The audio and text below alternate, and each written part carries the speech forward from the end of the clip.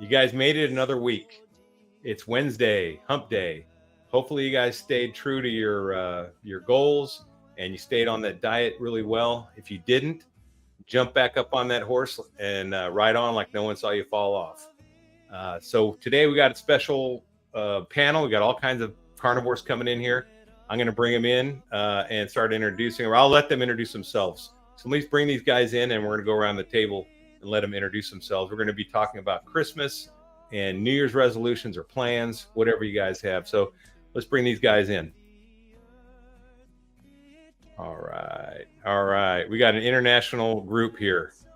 We got Chad, you can start, and then we'll work clockwise from there. So go to DC after you. Go ahead, Chad. Introduce yourself, please.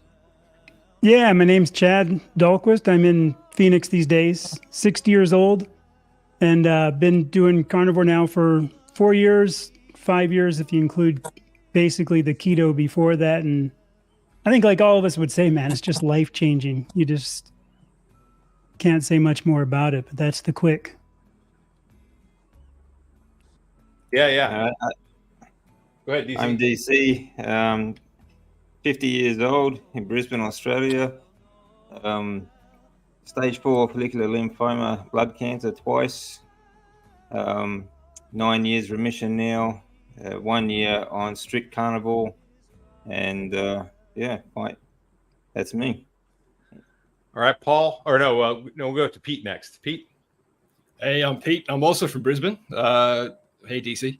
I'm 48, carnivore for 7 months, ex-fat guy, and depression, anxiety, alcoholism cured.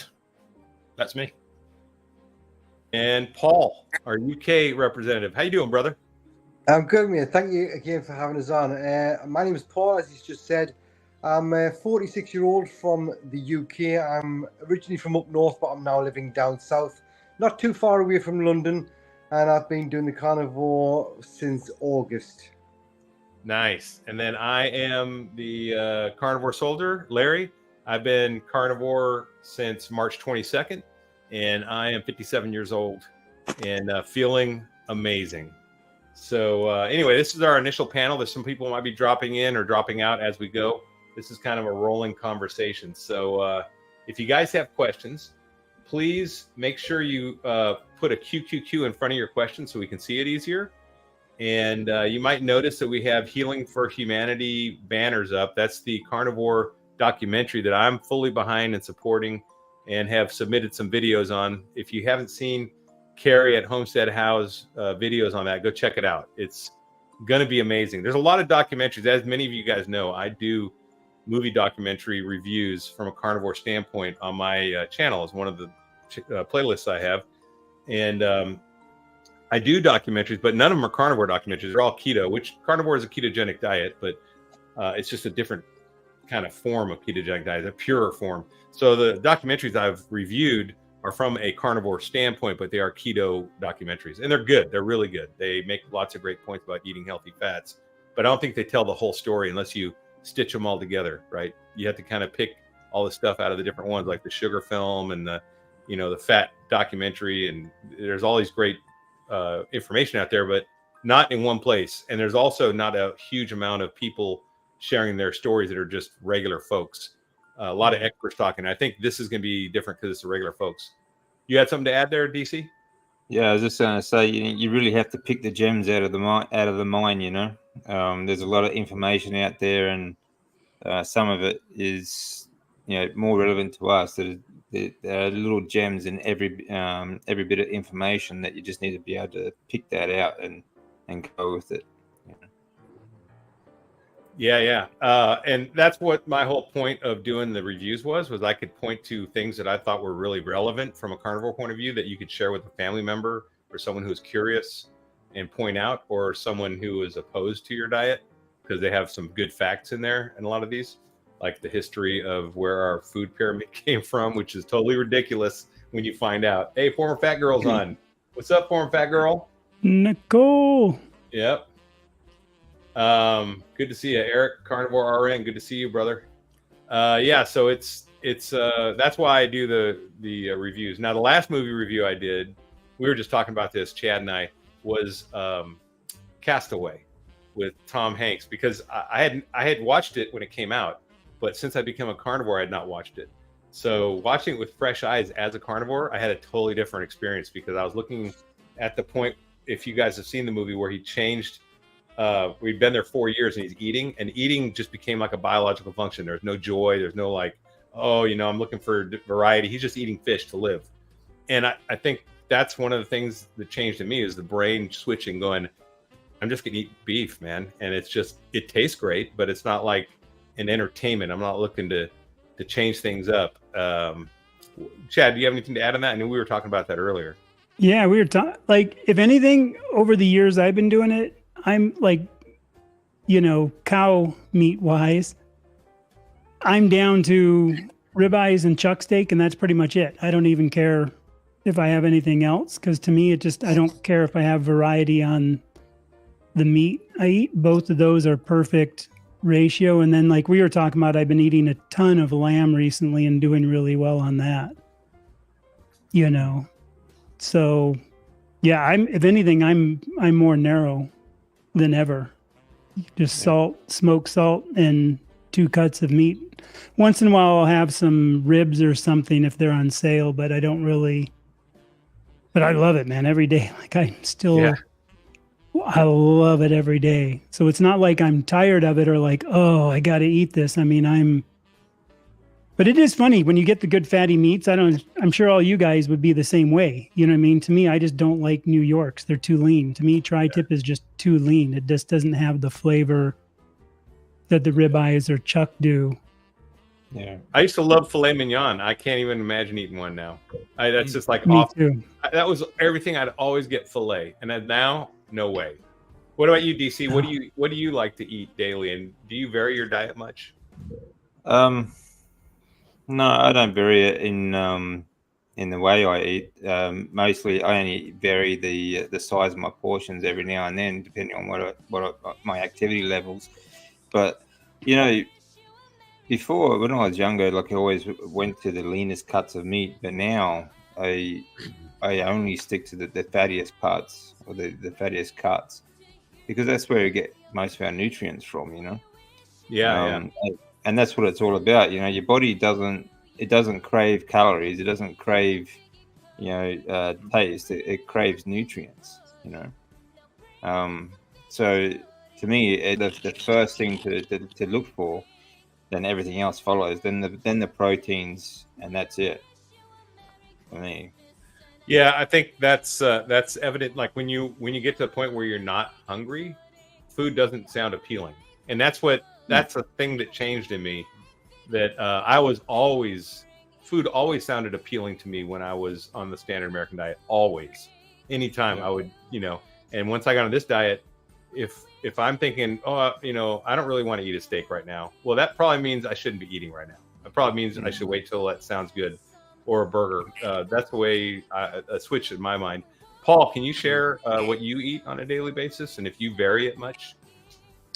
Yeah, like I said, I'm quite new to carnivore. Like August, it's not that long, and I have messed up a few times. I've mentioned this in a video myself. I've caved in a couple of times. It was like a birthday at work, and I had a bit of chocolate, and a couple of other occasions I've messed up. And to be honest with you, the cravings I've getting because of messing up is immense. Like, it's hard to explain how bad it is. Like, and I never really had much of a sweet tooth before carnivore either. So that's like a massive learning curve to me, and it's quite frightening actually. But as for like the general food, what I've been eating, I have bacon and eggs almost every day. Never ever get tired of it. Ribeye steaks as well. I just buy like the cheap stuff from the supermarket. I have 2 ribeye steaks a day usually, or now and again I'll have mince, but I tend to get a bit bored of that quite quickly. So, but the ribeye steaks, plenty of salt on, cooked in butter, love them. Like, that's another thing I would never ever get bored of having. So yeah, I haven't, like I say, I haven't been 100%. I haven't been perfect, and I don't really beat myself up about it. But I am planning on like trying to be a bit stricter. Like as of January, I'm going to do a month on the lion diet with another UK carnivore, Lauren. She's going to do it at the same time as me. So that's something that I'm really looking forward to doing. And hopefully from that moment on, that'll kickstart it even better for us. But yeah, that's pretty much all. I have had other stuff. I've obviously had chicken. I've had sausages, which aren't always great. Black pudding over here, which I think you call blood sausage. I've had that quite a bit, and I do like liver as well. So I've mixed it up with a few different meats, but overall, I'd say 90% of the time it's ribeye steaks. All right. I have to step away for a minute to let my dog out. It appears to be an emergency because I'm solo and he's crying by the door. So, Pete, would you go ahead and talk about what you eat? And you've been a carnivore for about as long as I have. April, a little right after. So go ahead and tell us what you eat and what you think. I'll be right back. Yeah, no worries. Well, yeah, at first it was pretty broad. It was eggs, chicken, pork, beef. But over the last 2 months, it hasn't been a conscious thing, but I'm really just on the beef now. And like Chad, the occasional lamb. I just sort of lean towards what makes me feel great. And beef and lamb, the standard sort of ruminants, really do it for me. Nice fatty beef, mainly just, I'm not picky, so it's mainly just rump. I cook in an air fryer. I occasionally smoke outside on my barbecue, but twice a day, probably around a kilogram, whatever that converts to in pounds, around a kilogram of beef. And I'm happy with that. That's and some water, an occasional coffee, which I'm still trying to kick a little bit. Do you have ground beef much? No, I'm not. I did at one point, but no. Again, I just sort of lean towards what I like, and I'm really super attracted to steak, and the occasional lamb chop. Certainly not adverse to it. I see people having the beef balls with the scrambled eggs, and it looks great. So maybe I'll have a treat. For me, also the simplification of the diet is huge because I'm single. I don't, when my son's here, I'll make things like meatballs and stuff, but a little bit of variety for him, make him some shrimp, I'll make him some fish, he's a younger kid. So he's 14. For me, I don't need that. And I don't need the variety. In fact, I'll make him shrimp and still make myself ground beef a lot of times. So, I agree. I think that the simplification of your diet and, minimalist carnivore, he's all about simplifying everything. And that's what this is the ultimate simplification of life for me, is eating this way. I ran into the supermarket yesterday and grabbed 2 trays of beef straight out. How easy is that? Yeah, it's pretty awesome. Do you guys eat off the cutting board a lot? Because that's what I do too. So by the time I cut it up, I'm just like, why dirty a plate and just eat off the board? So you end up cleaning a knife and whatever. Like I cook outside on a grill, but it's like I clean my knife and a cutting board. I don't even use my dishwasher anymore. I rarely use my dishwasher. Like Thanksgiving. I did buy a cutting board to do that very thing, because it just looked good as well, I think, you know what I mean? But I need to buy one with the ridge in it, because obviously all the juice is just coming out all over the table. Yeah, you need a moat. You need a moat around it. Yeah, that's what I've got. Here's one question for each of you guys. I still do it, like when I eat a ribeye, I definitely save the best parts of the cap. Like when I eat a chuck, I put out what my wife, we joke about it, it's my dessert bites. I put out the fattiest, best looking chunks, and I save like 4 or 5 bites for like my dessert bites that I know are going to be the best bites. Do you guys ever do that? No, I go from left to right on my plate. I'm just a military guy. Okay. So. That's interesting. On march. I've always done that. Even on the standard Western diet, I always kept my favorite bits till the end. Like the last bite would always be meat on me Sunday dinner. It would always be meat. So I've always done that. Good I like deal. the fat though. Like even if just for a snack, if I just dice up some beef fat and just fry it, that's a great snack. Just by itself. Oh yeah. 100%. I get fat trimmings from the butcher at the grocery store, 50 cents a pound, and I dice them up and put them in the freezer, and I dump them in an air fryer and fry them up. And you can put them on top of steaks for like crumbles. I mean, it's really good. Yeah, that's great. Did you have something you wanted to add, Pete? I think you did. Oh, no. Off my plate, I try and measure. So I have equal amounts of protein and fat in each bite. So I'll cut a little bit of fat, a little bit of protein, and that's my way of doing it. That's cool. I just, like I said, I just march across the steak, pretty much left to right. Now, I might take a little, like if the tip is really crispy on the other end, I might just pop that off and start with that and then go across, because that's such a good deal. So we have a question from Holly Ruth. Have any of you done the lion for a while? I did lion for 1 month when I hit a stall from 280 to 250. I went 30 pounds down and I stalled out. My body was still changing, but I thought, you know what? I think dairy is causing me to stall. And that was my guess. So I went lion, and sure enough, once I did lion for a month, and it wasn't even perfect lion. I had bacon a couple times, but pretty much it was, I had eggs one day. Lions eat pigs too. Yeah, exactly. But it was 99.5% lion, right? And then a couple days, I guess you call it a cheat. It wasn't dairy. It was a couple eggs and some bacon, right? So that's no big deal. And I ended up losing 13 pounds in the next 4 weeks. So it was pretty quick after that. So it was obvious that dairy was. So now that I'm getting down to my target weight, I can just add or remove dairy to kind of dial myself in, I think.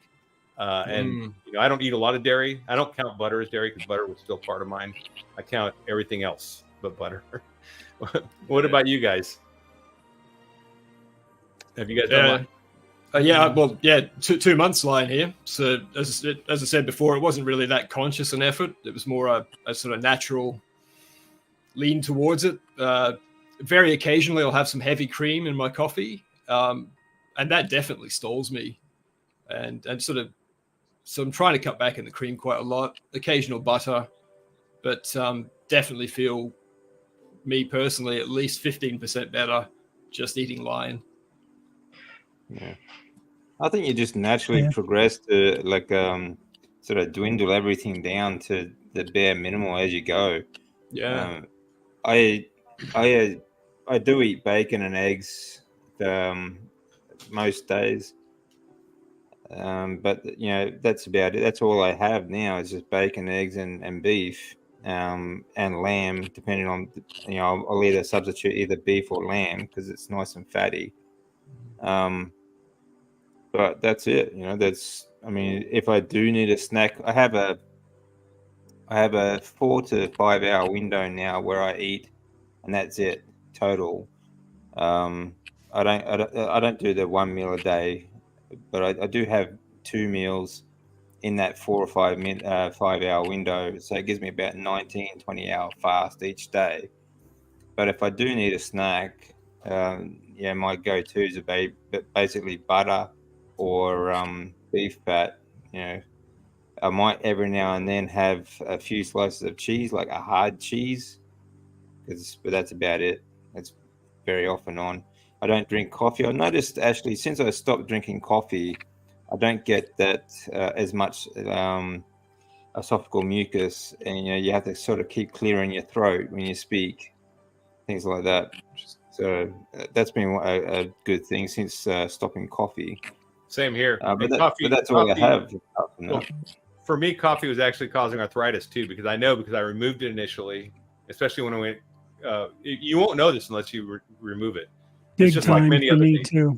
Yes, it's like you don't know what's happening in your body until you remove it, because a lot of times, a lot of the effects of the carnivore diet I didn't even realize till later. I was like, oh yeah, I stopped taking allergy pills, but it wasn't an immediate thing. It was over time, and it definitely causes oxalates. Yeah. Definitely forms oxalates in the body. So I introduced coffee back in my diet for like 4 weeks, and immediately my ankle started hurting again, my shoulder. I was like, okay.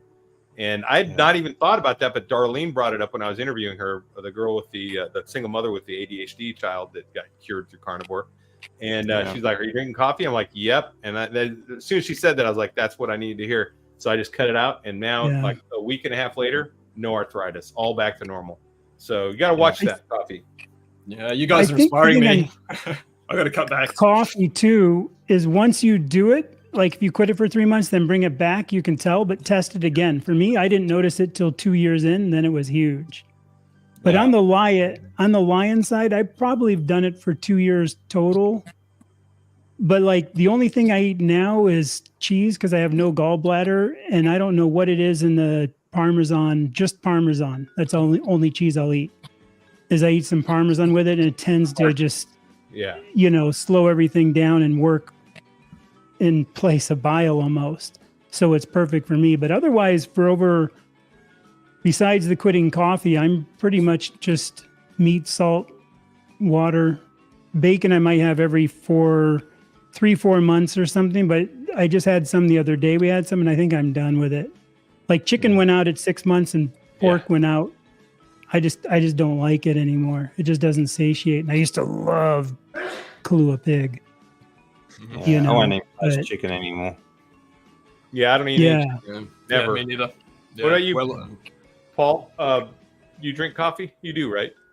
Yeah, I do have decaf coffee. I've always had to have decaf. Caffeine makes this funny. It's always made us a bit funny. I get like blurred vision and pains behind the eyeballs if I have caffeine. So I have about, if I'm off work, I'll have about 2 cups. If I'm at work, I might have about 4 decaf coffees. Just black without any sugar in it or any milk or anything like that. I have done what Pete's done before and put some heavy cream in it before as well. And that's nice, but yeah, I do sort of feel it. I can tell I've had the heavy cream when I've had it. So yeah, I do like it, but like I mentioned earlier, I am planning on doing the lion diet for the whole month of January. I want to just get on the water, get on the beef, and then hopefully stick with the water after that. I don't need coffee, obviously, if I'm not having the caffeine. It's just like another variety of taste in my mouth. I think that's the only reason I'm having it. So yeah, I'd like to get off that and then see if it makes any kind of difference. But a lot of addiction is the same like that. A lot of it is about habits. It becomes a habit.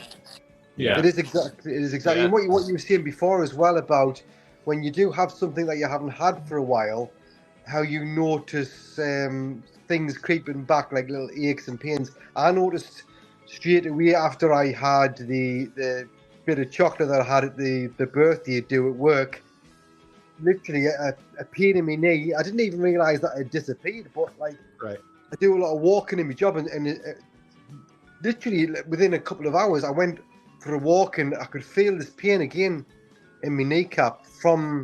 It's got to have been from having the sugar, because for the months prior to that I hadn't felt it at all. So it's very quickly it can come back, just by going off plan a bit. Well, that's what happened to me with the coffee. So I had been running sprints, right? Because I've told you guys I'm starting to run sprints, and I thought, well, I just pushed myself too hard and I pulled my ankle or something. That's what I thought, because it did start hurting after I ran the sprints. I'm like, well, it's just me because I wasn't being careful. I should have listened to my body when I felt it kind of feel a little off when I was running. I thought, oh yeah, it's just that I pushed it too hard. But now I can go out and sprint and it doesn't hurt. So obviously it was the coffee. It really was. That was 100%. And that was just realization. So we got another question in from Carnivore Christina. She's only 20 days into this and says, do all carbs need to be eliminated for anxiety? I just found out I can drink raw milk after 27 years of thinking lactose intolerant. So now I drink a couple glasses a day. Who wants to take this one to start with? Yeah, I'll take that. Okay, raw milk you're going to find is much better for you than the processed crap that you buy in a supermarket. So you're going to find, if you were lactose intolerant before, it's going to be because of the processes that milk went through before. It's not usually due to raw milk. So the fats, as long as it's whole raw milk, you get a lot of good nutrients in that, fat and other things as well. There are some carbs in dairy, of course, and some in all of it. But so you can't eliminate like 100% carbs.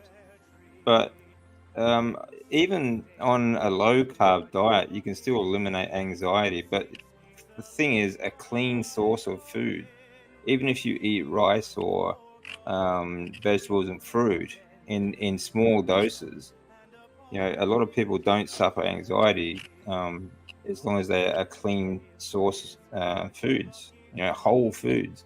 It's mostly the processed seed oils and sugar and shit that it sort of gives you those sort of mental health issues like anxiety. Yeah, I would say that if you're just starting out 20 days in, you're not even partially adjusted to carnivore. You were just starting down the path, and the best path for success is to cut out, don't add things to your diet that you're not normally doing. So I would cut that out until you've got maybe 60 to 90 days under your belt. That's what I would say. And then introduce it, especially for anxiety, because yes, I know people that had to cut dairy out because of anxiety issues. I cut it out because I hit plateaus in my weight loss. So I know that happens. Anyone else have anything to add on that? I would just agree with you in the sense that to start off with, especially for the first 30 to 60 days, use the carnivore diet as a proper elimination diet. Get rid of as much as you can, and then you'll know if it's getting better or not, and then you can gradually add the little bits like you've said. You could add a bit more dairy, or like some people even add a bit of spices if the body feels okay with that, just to make certain foods. Like if you're having, for me, ground mince is terrible. Like having it on its own is very, very bland. So having a bit of spices, if it doesn't affect you and it doesn't change your anxiety or anything else like that, then just go with it. That's all I would suggest. I'll throw in my 2 cents. First off, I'd say, where are you coming from? Are you trying to lose weight, gain weight, or are you coming in trying to cure just your anxiety and your weight's not an issue? So I think that's a big part of it. Like, where and why are you coming into this carnivore? The other side of it to me is like the other guy's elimination. I would just say do away with it unless you really know why you are drinking it. Is there something nutrient-wise that you think you're low on that milk's going to give you? While the Maasai drink it with blood and stuff like that, in a raw form, I don't think it's bad, and I think it's totally doable to have if you want. But at the same time, the carbs in there, the other stuff, I would say it's not needed. So I would just say ditch it. That's my thought. Yep. It just depends on your tolerance too. Like, not everyone can tolerate dairy, even in its raw form. And like I said before, your body it craves nutrients. So you want to eat the most nutrient dense food possible, and especially if you're just starting, you want to get the most nutrients you can, because until you get fat adapted, because it does take time to adjust. And if you're coming from a standard Western style diet, you're going to go through these withdrawals because of the addiction to the seed oils, the sugar, and everything else that's in these processed foods. So it's going to take some time. So especially in that time, you need to satisfy that nutrient intake. So a really high fat, I would start with a really high fat intake. 100%. Guys, I've been remiss. I did not read my email, and this is Paul, our guest. His daughter was born today. Yeah. Oh, jeez. Wow. Congrats. Congratulations. Huge Congratulations, Amazing. Huge deal. Look at that little cutie. Man, Yeah. that's cute. That's fantastic. Thank you very much. I First appreciate it. She's spending the night in hospital tonight with the mother. So I've come back home because I've got another daughter as well. So I'm at home looking after her. She's in bed asleep now. But yeah, it's been a long, busy day. But I love what Larry's doing. I wanted to come in and spend some time just to show me support for his channel and what he does. But I think there's somebody else here as well. I am going to love yous and leave yous and get myself to bed for a bit now. Sure. Get some sleep for the morning. But thanks for having us on, Larry, and I hope you all have a fantastic evening. Yeah, and everybody, Yeah. You too, Paul. yeah, if Take everybody care, watching, if you haven't liked and subscribed, we're all YouTube creators, content creators. If you're not going to become a content creator, that's fine. But if you believe in the carnivore message, we have to get this algorithm going in our direction, and we need you to like, subscribe, and share videos on social media, because YouTube's not very friendly. So you have to proactively share. I recommend you do it. This is the way we get the message out. This is the way we start the grassroots movement. So Paul here is at UK Carnivore Guy. Definitely, I'm going to put the link in the bottom, but please go like and subscribe and share his videos. Thanks, Paul. Thanks a lot. Have a good one. Yep. See you, mate. Cheers. Cheers. Nice to meet Cheers. you. Bye. You too. And now we have Mitch, old guy carnivore. What's There up, he brother? is. Hey, Sure, Mitch. I show up and everybody bails. Thanks. No. Thanks, guys. This is a rolling forum. We have other people invited as well, so we're gonna have people popping in and popping off. It's a 2-hour special end of the year for me. This is the last. Wow. This is our Christmas talk. We haven't even talked Christmas yet. We've been answering questions. We're going to be doing Christmas talk, and we'll be talking about resolutions, New Year resolutions, or New Year's plans. If you don't like resolutions, some don't. We're going to talk about what we hope to achieve next year.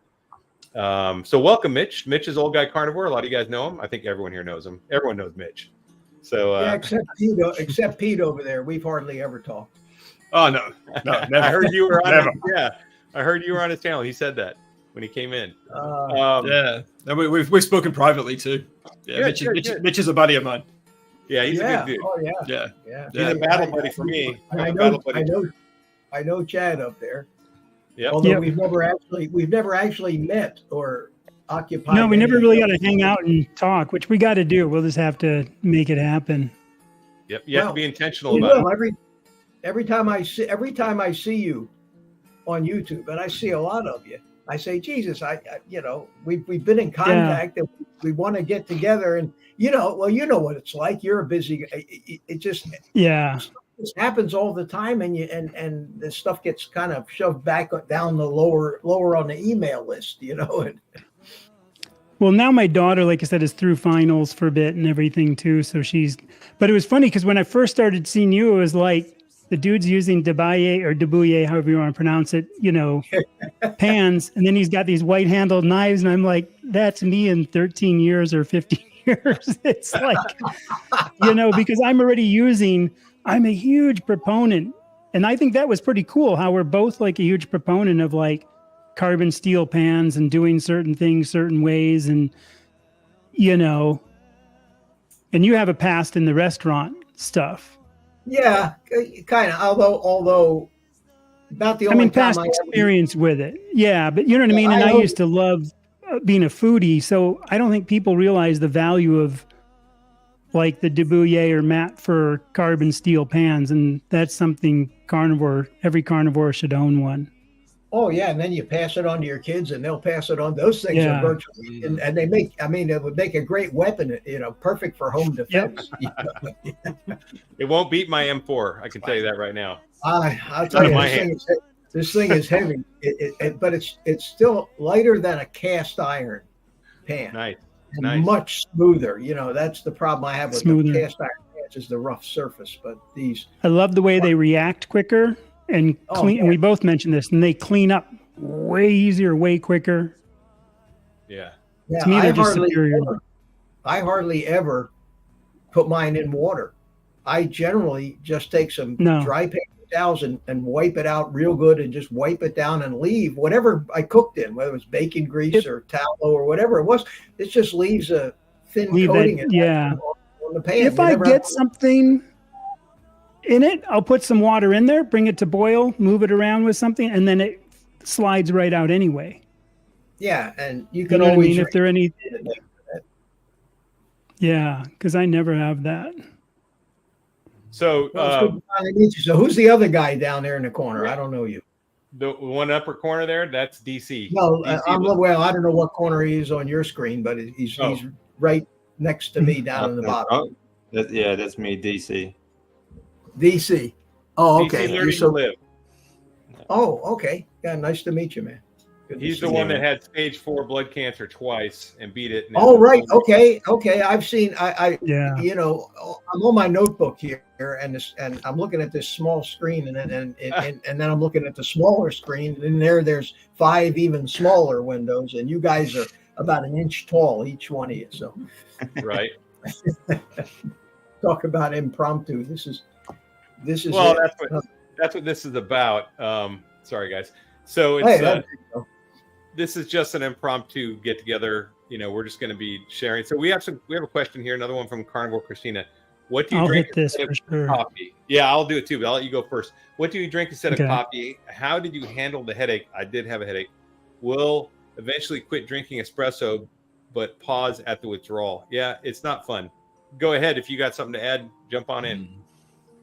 I'll jump this really quick. I was a huge espresso guy. I had a commercial machine in the house. Like it came like a commercial, like it came on a pallet on a forklift truck.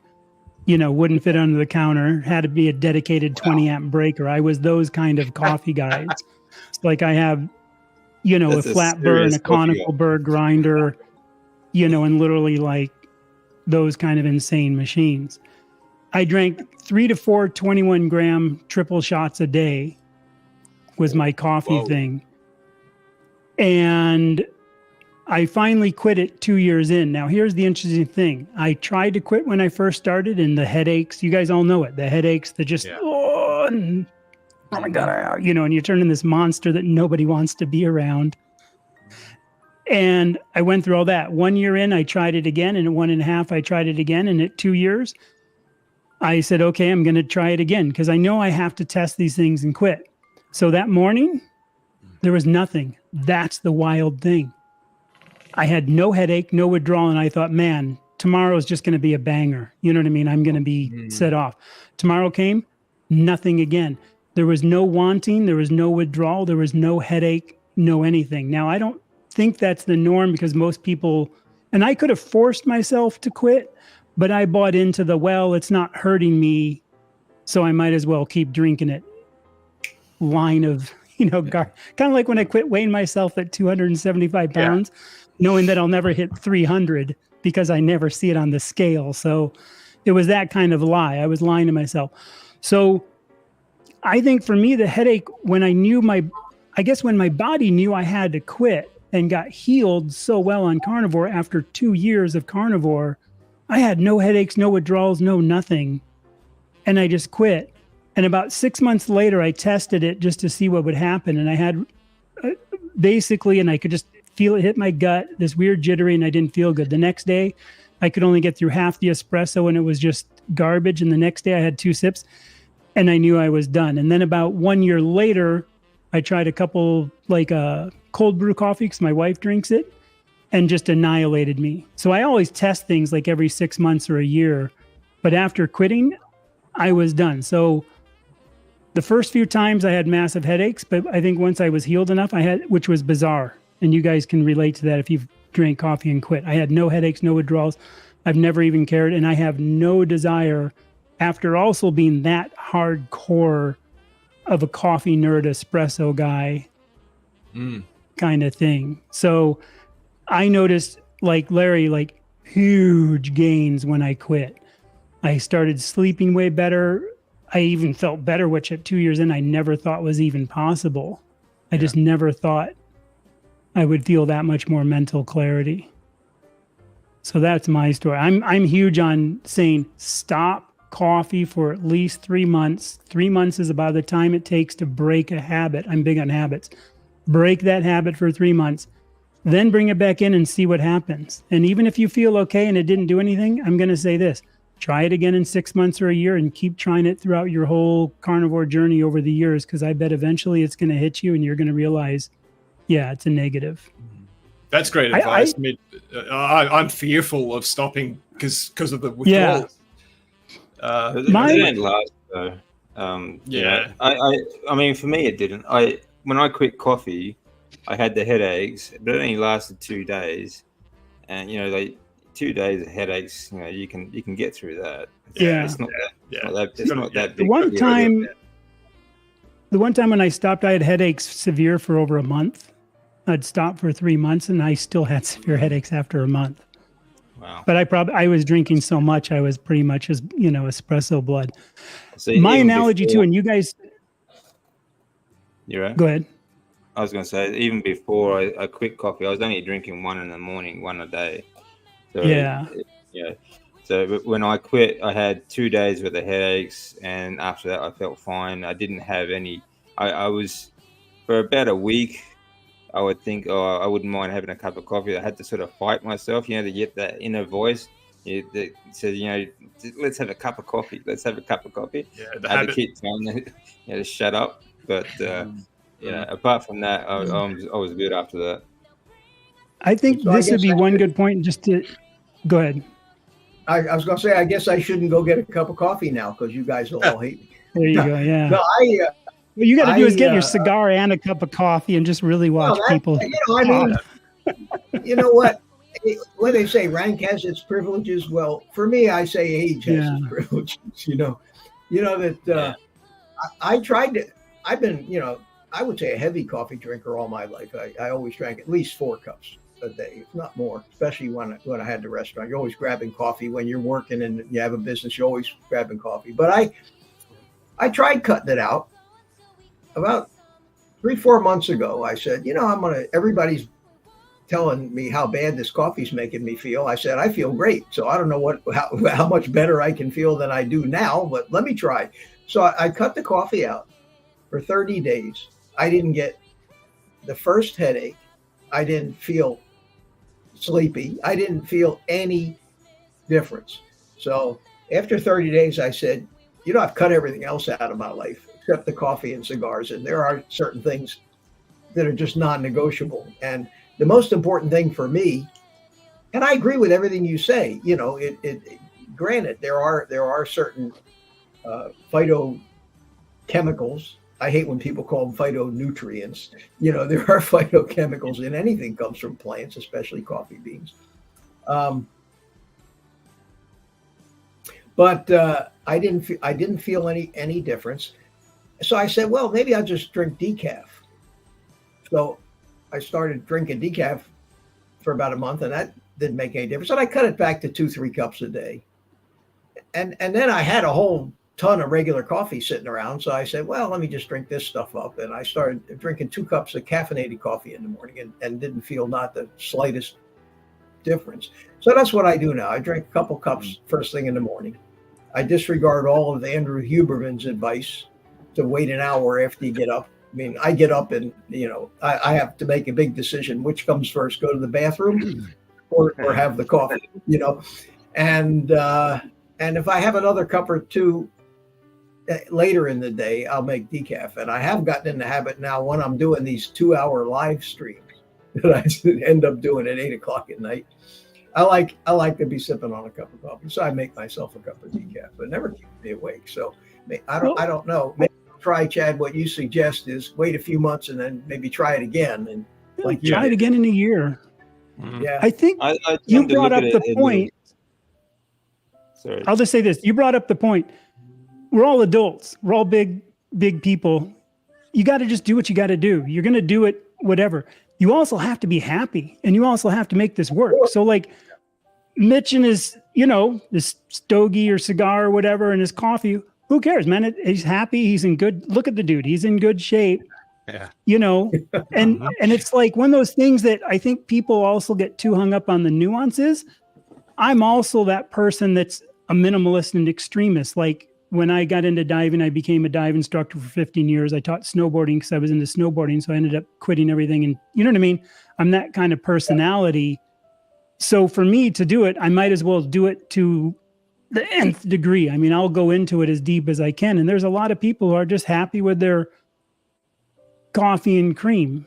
It's like a lot of people who will still eat cheese because I eat it only because of my no gallbladder, but there's people who still want to eat cheese just because they enjoy it, and more power to them. So also don't think that you have to do this to fit in or to make something. I think it's worth trying, but be happy. I agree. And enjoy the journey. I would say that the reason I had to stop was arthritis. Yeah, because of the oxalates. Like yeah, that. And another things thing that I to will remember though too is if you're scared about quitting coffee because of the withdrawals, okay, because the headaches and the way it makes you feel when you stop drinking it. Think about how what that's actually doing to your body to make you feel that way. Right. That's a really good point. You're cleaning yourself out, and it's good to start with a clean slate. Like this is but I never had that face. Well, yeah. So this is an N=1 thing, but you would never know that if you never tried it, right? So I think you have to cut everything out at first, at least 30 days to see what happens. Get a baseline and then add it in and find out if there's a reaction. That's what I did. I cut it out initially for the first three months, and then I added it, and guess what? I got arthritis again. And I didn't even put 1 and 1 together. I didn't even associate with the coffee. I thought I was just pushing myself too hard doing sprints. And then someone brought it up. Are you drinking coffee? I'm like, yeah. And I cut it out and the arthritis went away. Now I can run again. So it's all, and if I didn't have this ankle injury, the service related injury, I probably wouldn't have, I'd be like Mitch probably, or, hey, I'm good, but at least find out. yeah, at least find I out would if not it find bugs out you if I had not at done some that. point. And that's what Chad's And talking right now, yeah, no, You sound like, also, sorry. also, if you're only 6 months into it or you're into it, man, you've got so much healing and so much good going on already. You know what I mean? Like, wait till you kind of hit that point too later if you have to. I'm not, you know what I mean? There's again, it's. She's 20 days into it. Now, here's one thing, though. I could say if that's the one thing you're going to keep as a bridge to get you through the rest of the diet that you can cut out later and you plan, set a date on it, that would be a good thing. Say, okay, I'm going to continue drinking coffee, but I'm not going to drink raw milk. I'm not going to do dairy.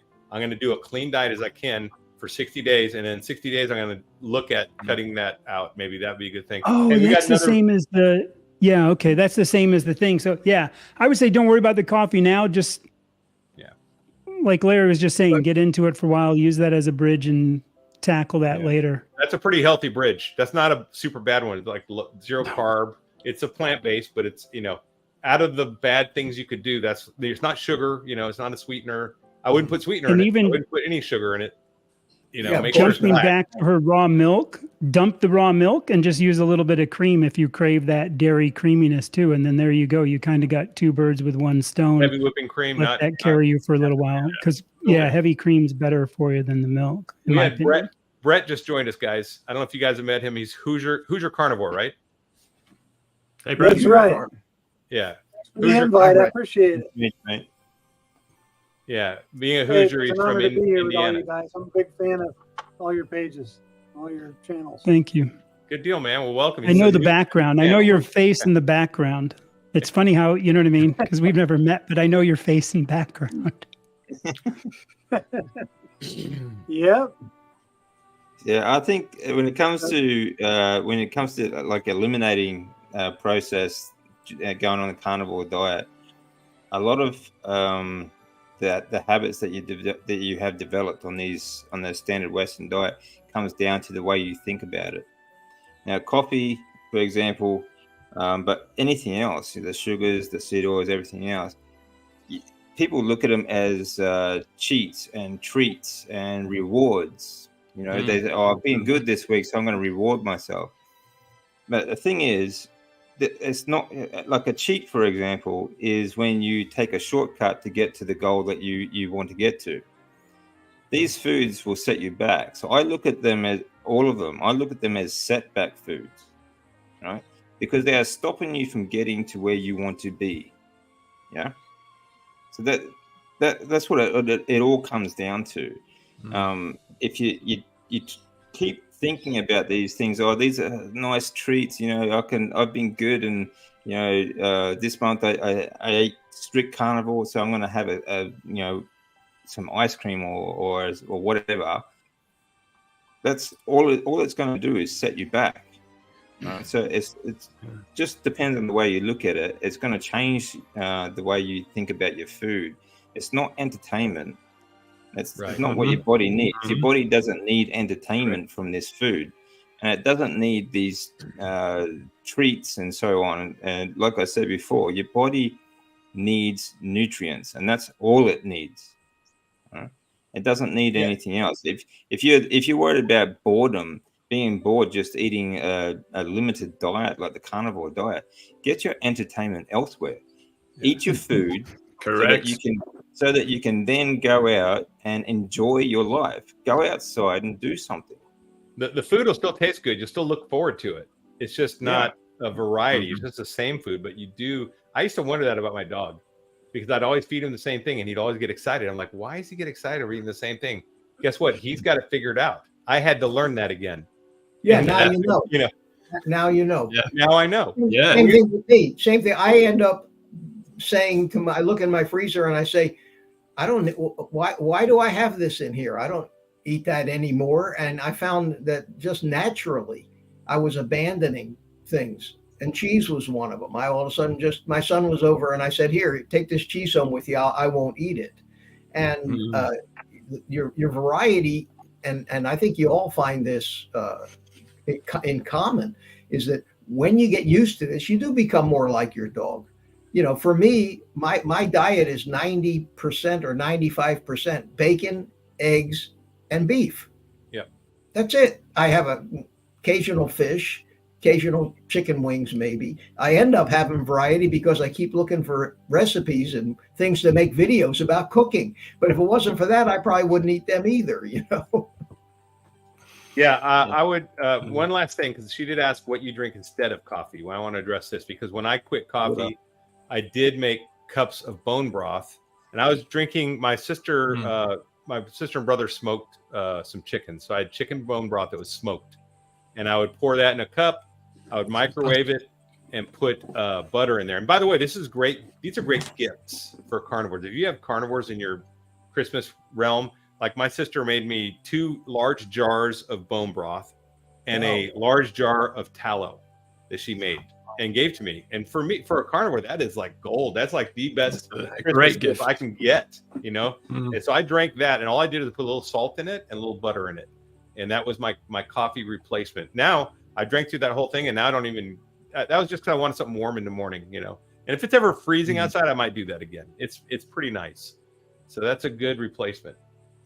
We got another question here. This one is going to be for DC because this is directly related to you. It's a QQQ stage 4 blood cancer. Who has put it into remission? I have a sister-in-law who was just diagnosed. So would you like to address that, Dave, since you're the expert? Yeah. I've been stage 4 twice. Follicular lymphoma is a type of recurring blood cancer that there is no cure for. My stage, I was inoperable. I had a large tumor around my aorta. And of course, because it's in my lymphatic system, all my lymph nodes were malignant as well. Now, depend. If you're in blood cancer, the thing you have to focus on is your lymphatic system. Feed it lots of animal fat, because that's where you get, and beef, I think, is fantastic because you get the nutrients that you need to repair your lymphatic system, and which ultimately feeds your endocrine system and everything, and produces hormones and things like that for your body. So your lymphatic system produces lymph fluid, and that's made up of all your water-soluble, fat-soluble vitamins and minerals, proteins, and that's all the proteins, amino acids, and everything else, as well as white cells. White cells also mature into T cells as they get moved around the body. Now, T cells and long-chain fatty acids and things like that have been known to have recently, just come in studies, proven to penetrate tumors and destroy them from the inside. Okay. So focus on a high-fat meat diet, because beef, for example, like a steak, is any kind of steak, doesn't matter what steak you get, 75% of that is at least water. That's where you get all your water-soluble vitamins. Okay. Then you get proteins, okay, which you need for rebuilding, okay, especially if you go through treatments like chemotherapy, like I did. You need to rebuild your body as quickly as possible. So everything. I mean, like from bone all the way up to your muscles and everything like that. Hey, DC, do you think fat. Do you think that do you have an email address that's available that you could share that her sister could could reach out to you and get more detailed, absolutely relevant? If you go to the description on my channel, my email address is in the description of my channel. It's very simple. It's just dc1973@proton.me. Okay. Yeah, and he is DC Learning to Live, as you can see here, at DC Learning to Live. So take that down. Go get his email address and email him, and you guys can start a dialogue. Maybe she can ask for advice, or maybe your sister will. Yeah, most definitely. Like they gave me 3 months at the very outside to live, and then I made it through 2 years of chemo and was re-diagnosed again. So they they gave me 3 months to live back in 2012, then 2014, and I've been in remission since mid 2014 on a low carb and now carnivore diet because Which is of a high fat diet. a high fat carnivore diet. 70% of my nutrients come from fat, Yes. and that has brought, it's not only kept me in remission, but it is along the way, you know, it has been repairing the damage that the chemotherapy did to me as well, which it does a lot of. You know, like 3 years of chemotherapy, you know, I was cooked, my brain was cooked. I still have trouble speaking every now and then and recalling things, but it is getting better. So many things that it has been repairing my body. It's incredible. It'd take another 2 hours just to list that. So yeah, send me an email if you want more information, or check out my channel, and you know, I'm more than willing to answer any questions that you might have. Okay. Yeah, you've got some great videos on your channel about that specific type of cancer. And for cancer in general, if anyone knows anyone, go watch Dr. Seyfried's interview with Dr. Anthony Chafee, I think. Do you guys have any other ones that you would bring up? What he said, like Seyfried says, basically all cancers are basically the same in the fact that they are a result of mitochondrial damage. And how you repair your mitochondria is through your lymphatic system. Okay, so you give it the right nutrients for a start, and of course the lymphatic system needs muscle contraction to move that lymph fluid around your body, so you need movement as well. So you need a high fat diet, low carb low to zero. I'm on like the most minimal carbs you can get. I don't eat any carbs at all. It's just what you get from the slight that you get from meat and eggs and things like that. But basically, if you can repair your lymphatic system, you can repair your body. Okay. And you can do a Google search on carnivore and cancer, and you'll see a lot of survivors sharing their stories. They're all very similar. So I would say that. Anyone else got anything you want to add? Anyone? Okay. That's good. We have another question. It's about AFib. Now, Brian from Wikivore is supposed to be joining a little later. I don't know if he's out with his family, but he might be joining later. And he actually reverses AFib, atrial fibrillation, I think it is. It's a heart condition. So basically your heart just beats a lot and doesn't pump or something, I think is the way it works. But the rhythm changes. Yeah. So basically, I guess a lot of it has to do with being overweight and having metabolic syndrome, because it appears that if you correct your diet and lose the weight and reverse your metabolic syndrome, that AFib pretty much takes care of itself. For him, it did, and for several others too. Does anyone else have any experience with this or has heard about this? Yeah. Well, after my transplant in 2014, I was AFib. My heart. I mean, through the transplant, I stopped breathing a number of times, and my heart rate would fluctuate many times as well. It stopped a couple of times. After that, it was I was AFib for a while, but again, like that's one of the things that has been that has corrected itself over the years on a low carb diet.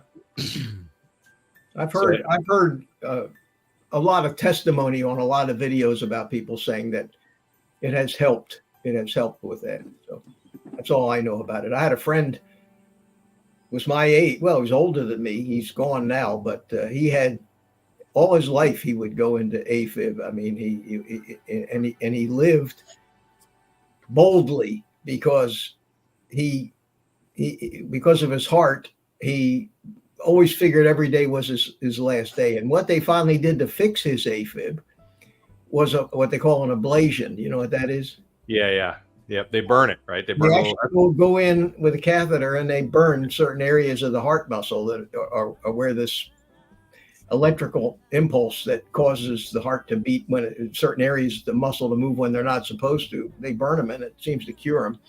Unfortunately, he died of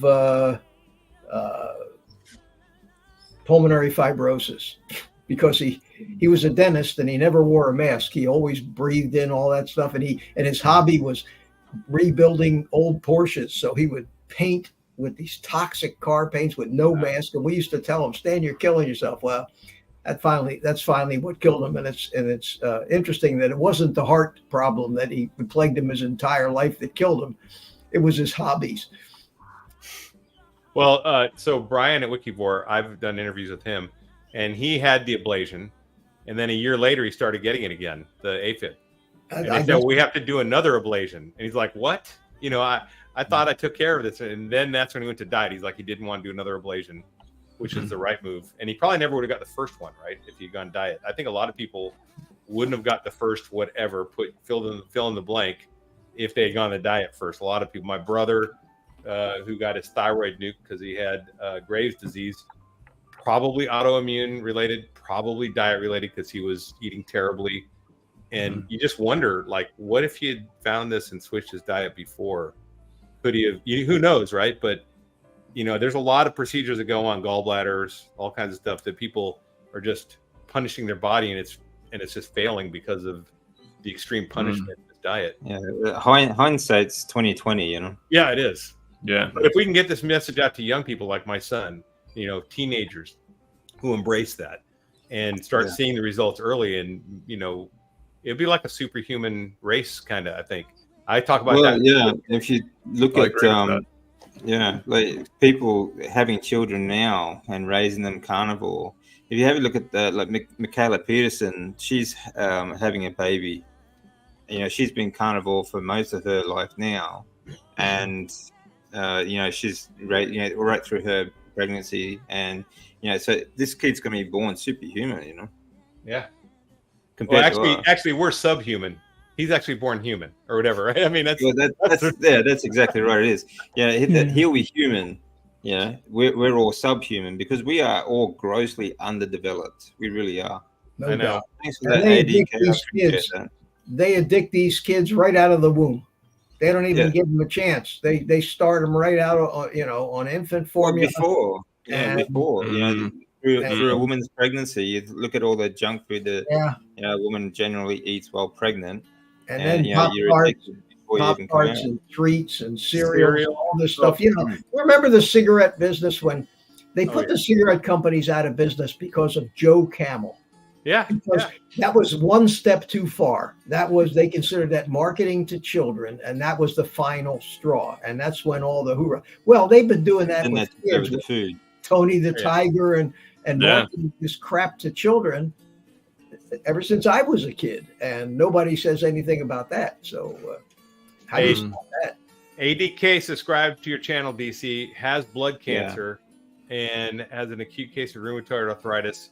Now on carnivore 3 months, just having minimal symptoms. Great. I recommend you do reach out to DC on his email and just meet up with him. I mean, because listen, he's done this thing. He knows how it works on his body. Everyone's body's different, but he can give some sound advice, carnivore wise, I think, of how to deal with your cancer to get optimal results, probably from the treatments you get.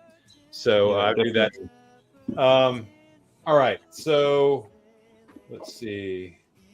Oh, rheumatoid arthritis is an issue caused by inflammation, and if you're on the proper human diet, I'm not surprised that she's already seeing results. Yeah. I have SVT. I don't know what SVT is. Do you guys? SVT. And anyway, they offered me an ablation. I was too scared to do it. About 3 weeks into carnivore, I noticed I wasn't having episodes anymore. So let's see, a heart issue. I haven't had a one. That's fantastic. That's good. So good to know. Meat fueled living. Katerina. Okay. We got another one here. Oops, different one. Hey, ADK, I have acute symptomatic rheumatoid surgery several times. Okay. She's just sharing it. So this is good. They're all, and it's not AU, that's Australia, right? So, or is it OZ? It's both, right? AU or OZ? Australia. Yeah, gotcha. All right. So let's go into some questions I have. Let's talk about Christmas plans. What do you guys have planned for Christmas? Christmas Eve. Ribeye. Yeah. Well, I'm that's gonna. I normally eat rump, so I'll go ribeye for Christmas. A little bit Nice. more special. Yeah. I'm having chuck steak. all right. How you preparing the chuck steak?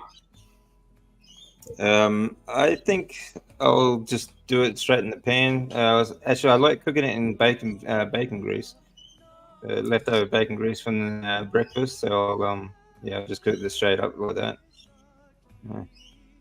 I like This is normal searing day for me. steak and bacon grease. It's good. I do enjoy that because it's got a little of that smoke flavor. I get smoked bacon, so I get a little of that on that. Yeah. Whoever I've knew, got 4 whoever chucks. knew I've got bacon- 4 chucks in the sous vide right now. All right. Are you doing sous vide And I'll chucks? probably I don't know. I have a little bit of that and I'll have lamb. So I'm gonna mostly have lamb and some, because then I'll just have some chuck kind of along with the other stuff. Like I had half lamb, half chuck today.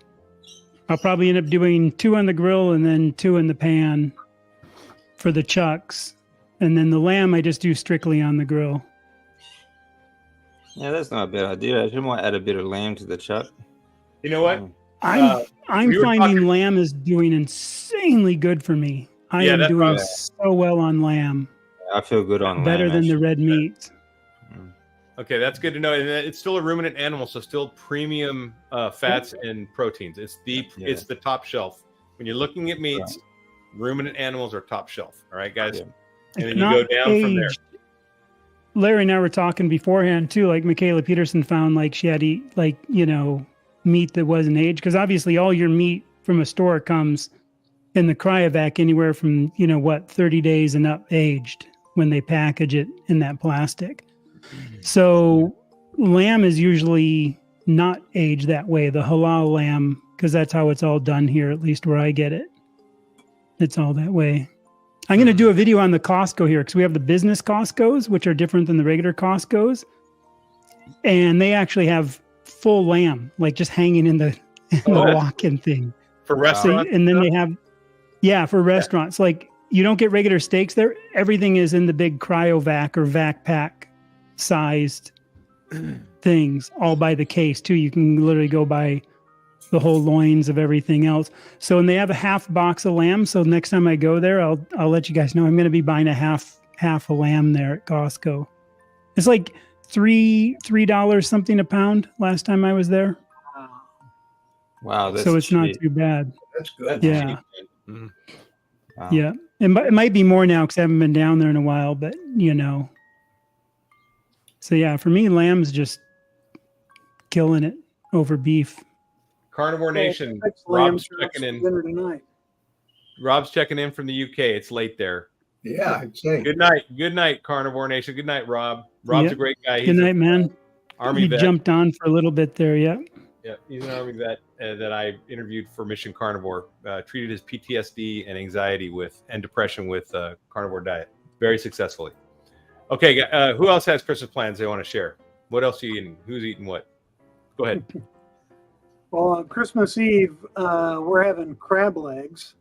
One of our fresh time markets put crab legs on sale for like $7.99 a pound a couple months ago, and we stocked up, and we have enough left for one more meal. So we're going to do that on Christmas Eve, and then I'm going to smoke a prime rib on Christmas Day. Oh, nice. That So sounds it's yummy. gonna be a couple really Prime good ribs days. sounds good. I I'm went not to, sure about the crab legs though. Crab legs seem like a lot of work for a very little reward. Oh, but they're Yeah. so good, though. Oh, I They love are them. so good. And next If they were I made the size of a cow's leg, I wouldn't mind. Well, you get king crab's legs, man. Now that's something, but they cost an arm. That you talk about expensive. Those things are ridiculous, but they're so good. This is the time to bring up, the other night. They were excellent. Larry, that the thing we were talking about with Tom Hanks looking at the crab legs, Yeah. Yeah. like I ate seafood. Again, if you guys don't know, some of you might not know this. I taught scuba. I lived on the island. So 15 years of my life, I fished pretty much every day. That's all I ate is fish, fresh fish. Like I could just walk out in front of my house and go shoot fish in the islands. No, And even when I lived in the Caribbean, all I did is eat fish. And so to me, like I don't like lobster because we used to have it every stinking day. We would have lobster and crabs and fish, and I just can't stand this stuff. I still like fish. I like salmon because it's different. But I mean, I still like it, but I don't like it. Does that make sense? You know what I mean? Yeah. Oh, Like it's just you get so bored of it. Like, but I really don't even like crab or lobster or any of the crustacean things because to me it just became. Really cheap in Japan. You know, the seafood is really cheap over there. Like I did a trip there a few weeks back with my wife, and we went to a market in one of the areas that was hit by the tsunami. But they rebuilt this market, and we're just walking around the market, and it's so cheap. You know, they had these giant crabs there, and you know, it blows your mind just how cheap everything is there. It's incredible. Someone wants to give you a like, Mitch. Must be one of your followers, Mama Cracker. Hey, how you doing? You know, I had a couple. I noticed in the chat here on StreamYard that a couple people said hello to me, but my chat from my channel is not connected, so I can't. In this particular screen, I can't answer them. So anybody that said hello to me, hello back. I'm not ignoring you. I think wouldn't do that. But thanks for letting me know. What about you, Mitch? You got any plans for Christmas Eve dinner? You know, I'm an old bachelor. I the only thing I have, my son lives here near me, and but between his wife's family, we decided years ago that when all of his wife's brothers and sisters and their horde of ridiculous children, I hope they're not listening, show up, I always end up like finding a corner somewhere and sitting and just waiting for it to end. So he makes a special, like, quiet dinner for just his family, my grandkids, and me, where I'm basically the guest of honor, which, you know, I like that better. And then we go out and smoke a cigar after dinner. And so I don't know when that's going to be yet, but it's going to be sometime between now and Christmas. So that's my Christmas plan. And what's your favorite cigar?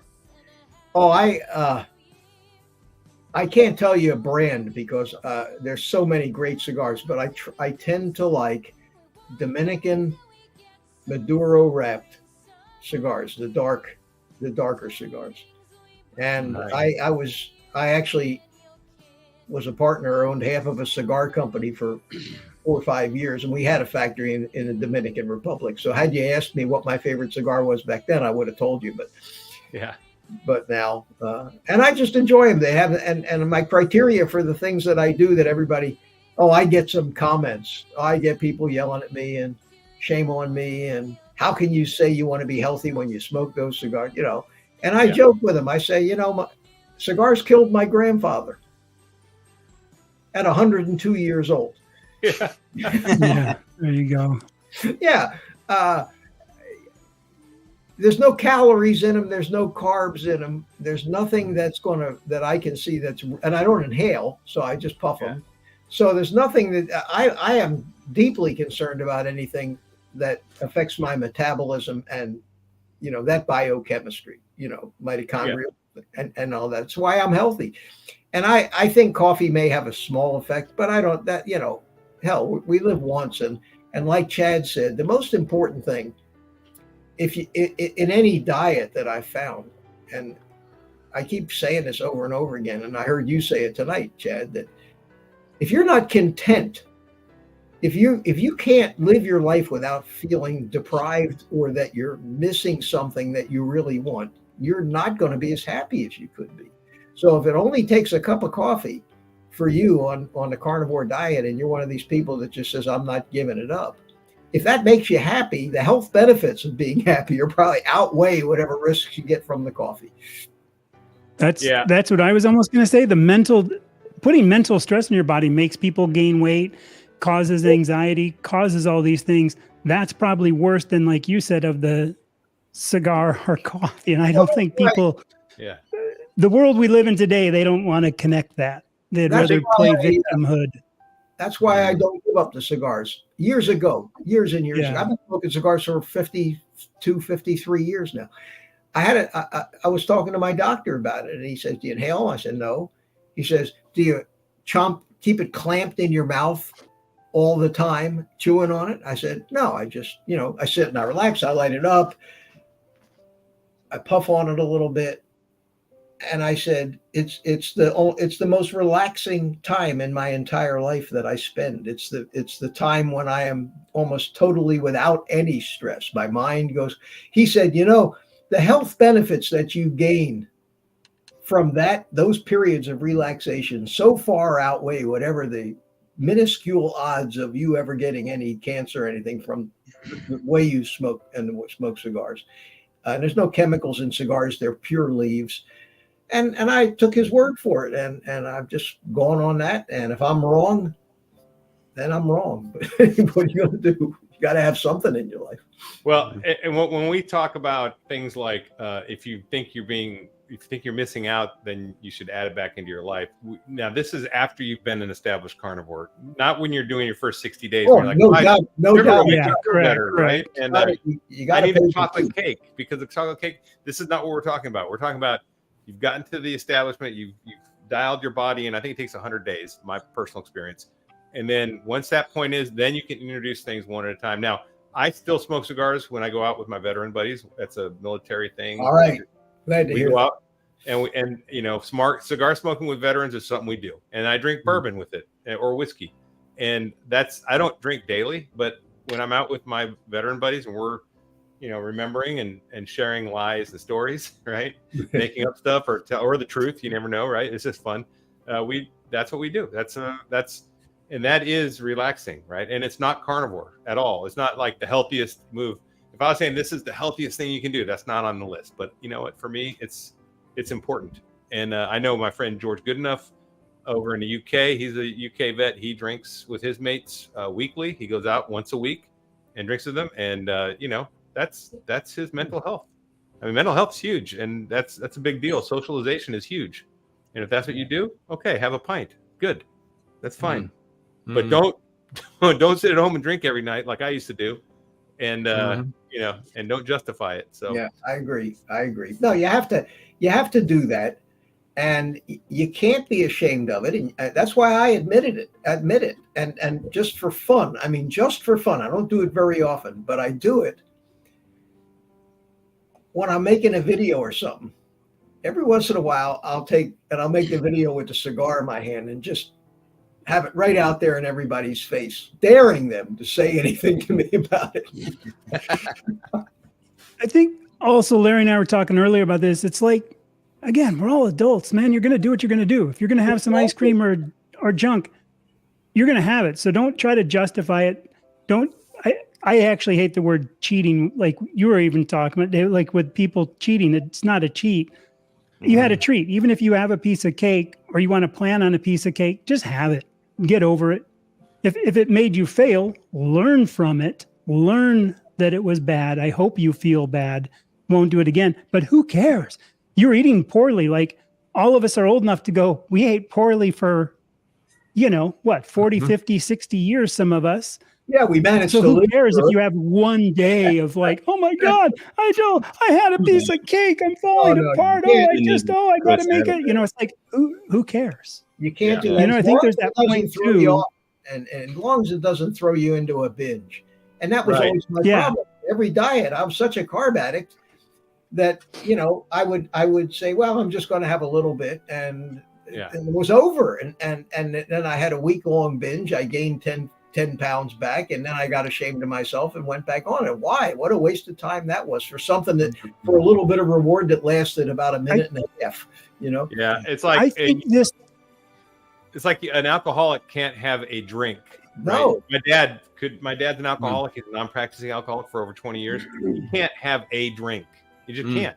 No. And if that's you with sugar, don't eat the cake. No, don't go down that road.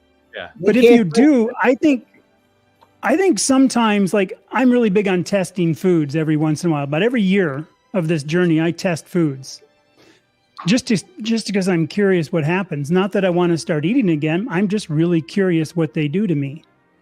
And I think sometimes that almost gives you the power. Like, yeah, I don't even like this stuff anymore. So I have I always wonder if I'm going to like Mac nuts again. You know what I mean? It takes away all that curiosity of, are you addicted? And if you are addicted, it also gives you that power to go, wow, I am addicted. I have to avoid, you know what I'm saying? If you do mess up or test a food, I think sometimes that can be a real powerful thing. Yeah, like even my definitely. I kid's agree. birthday cake, I have, Careful, though. I would I say have 2 careful. bites. Even if you do You got to be slip careful, up, correct? yeah, even if you do slip up It and can be you an experience to have learn. this sort of thing, use it as a lesson. Yeah. You know, Yep. Agreed. you've learned And- how it and like makes Mitch you just feel. said- and you've learned you don't want to do it again, and just move on. You know. And no, How strict- like if you cannot touch potato chips or, you know, I mean, crisps, as I guess some of you guys call them, you don't touch them. You just flat out, you know what they are. And you would just say, no, I'm not going to touch this. But if Right, you're 'cause kind you of know you curious can't because see you why. used to like these, you might taste them and go, man, these are kind of nasty nowadays. I'm not, you know, and then there's no doubt. And then there's none of this little mental backside craving when your friends are having them. I don't think it you can be have a to powerful thing. Dogmatic about it either. You know, a lot of people get really dogmatic about it. Now, how strict do you want to be on the carnivore diet? All comes down to what your goals are, right? Yeah, but If people you do- want to be strict on it, then go ahead. You know, go all in. I mean, I am for health issues, and for different goals that I have. But that doesn't mean that everyone has to be. It doesn't mean that you have to only eat this. I would prefer people did stick to the carnivore diet, but I'm not going to force anyone. I'm going to tell anyone like you're no longer carnivore because you ate some crisp or you had some cake or anything. I mean, for God's Yeah. sake, you know, just it's your life too. You know, we're all, like you said, we're all grown ups, and we all take responsibility for the way we eat and the way we feel. So, I had, how strict you want to be depends on what your goals are. I had a comment one time because I mentioned how twice a year I'll have 2 bites of my kid's birthday cake when they have cake. And I actually had a comment like, oh, well, what are your kids going to think about you? Like, having that, you know, You're a failure.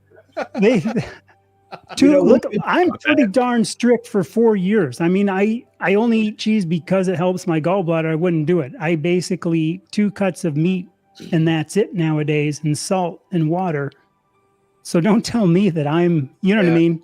Yeah. I've still never had a carnivore pizza or anything like that. I just don't care because when I was talking to Dr. Baker, it's like I'm too lazy to make it for one. I just haven't. I love the simplicity. I'm sure we've all talked about that, just how quick, fast, easy, and simple. Yeah. So that I only eat 2 cuts of meat, but oh my gosh, I have 2 bites of my kids. I'm not eating a whole slice. I don't crave any more than the 2 bites. And I'm fine. And it's like I celebrate with my kids. Yeah, you're celebrating. Yeah. And my daughter makes them. They're something my daughter actually makes. Like my boy just had his birthday a few days ago, and my daughter made the cake. And the frosting was actually whipped cream, cream cheese, and some lemon. So it's not really like a store-bought sugar-laden thing, actually, you know? Yeah. So to me, it's also that kind of a thing where it's like, that dogmatic, like I said, man, it's just, you know, my first year, I was more probably dogmatic, you know, show me on the cow where the coffee beans are, you know, that kind of thing. Well, but the thing is, you get to the point where who cares? Who cares, man? Even if you do keto or have fruit, who cares? More power to you. If it works and you're happy, that's life. When you say you're an adult, what you have to do is you have to look at I think there's 2 things you have to look at to decide, make a decision tree, like what you're going to eat, right? And the 2 things are, one is the why. For DC, it's health issues. For me, it's health issues. That why is a big why.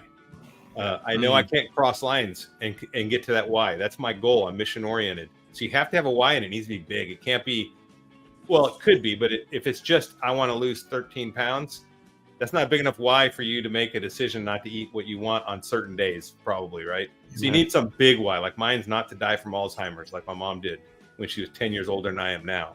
That was a huge why, right? Because I got a son that's 14.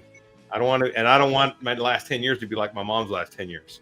So that's huge for me. And then also my physical, just the pain gone, that kind of stuff. And then, so you get that why.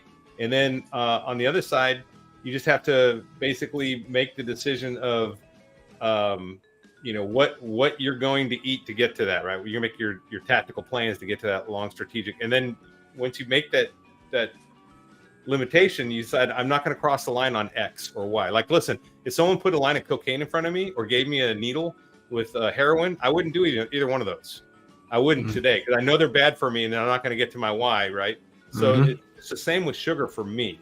So once you decide that, and you have to basically become the expert of your body, right? It's just the subject matter expert, or we call them SMEs in the Army. So you need to know your body. The only way to get to know your body is really to do I think a pretty strict diet for at least 60 to 90 days. And then you can know, and then it helps inform your decision-making going forward. So if you fail occasionally during that period, I wouldn't plan failing. I wouldn't put it in the calendar and say, this is a cheat day, I'm going to do what I want. I hate that. I hate that. That's not a good planning a but if failure. You birthday and you say, I'll have 2 bites. Don't say you're going to have a piece. I'll have 2 bites. I think that's okay. Yeah. I think, don't you think all you guys, I think Larry and I have kind of hit on this before, not politically correct, but just man up, you know? It's like, be a big boy. There's this point of like justification. You should know yourself that you can't have sugar, or you can't have bread, or you can't touch those things. And you know yourself.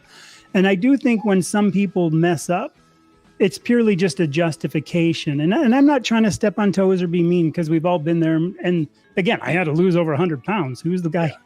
I was the fat guy who couldn't say no when I'd go into Costco to, cinnamon rolls and muffins, and carbs were my problem. It's like, I think don't you guys think that there's some people are trying to justify that okay so they can do that, and it's kind of like the carnivore ice cream is a fine treat. Well, my kids I'll just put half an Oreo, crumble it in there. You know what I mean? Sometimes those things lead from one to the other. Oh, yeah, that's like I was saying before. They have these. They justify it by saying, I've been it as a reward. I've been good this week, so I'll have my cheat day, sort of thing.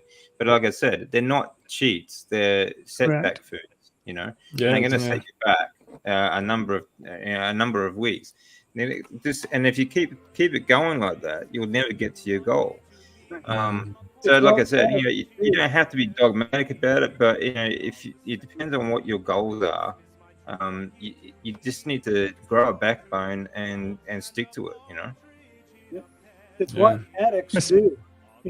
Sugar addiction's a real thing, and if they'll do whatever they can or whatever they must to keep that sugar addiction going, chopping up Oreos and justifying having their treat or whatever it is.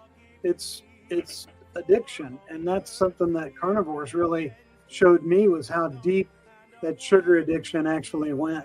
Because I had some pumpkin pie on Thanksgiving, and it was fine. I didn't have any digestive issues, but about a half hour after I ate that piece of pie, I was walking around the house. I was in the fridge. I was looking through the pantries.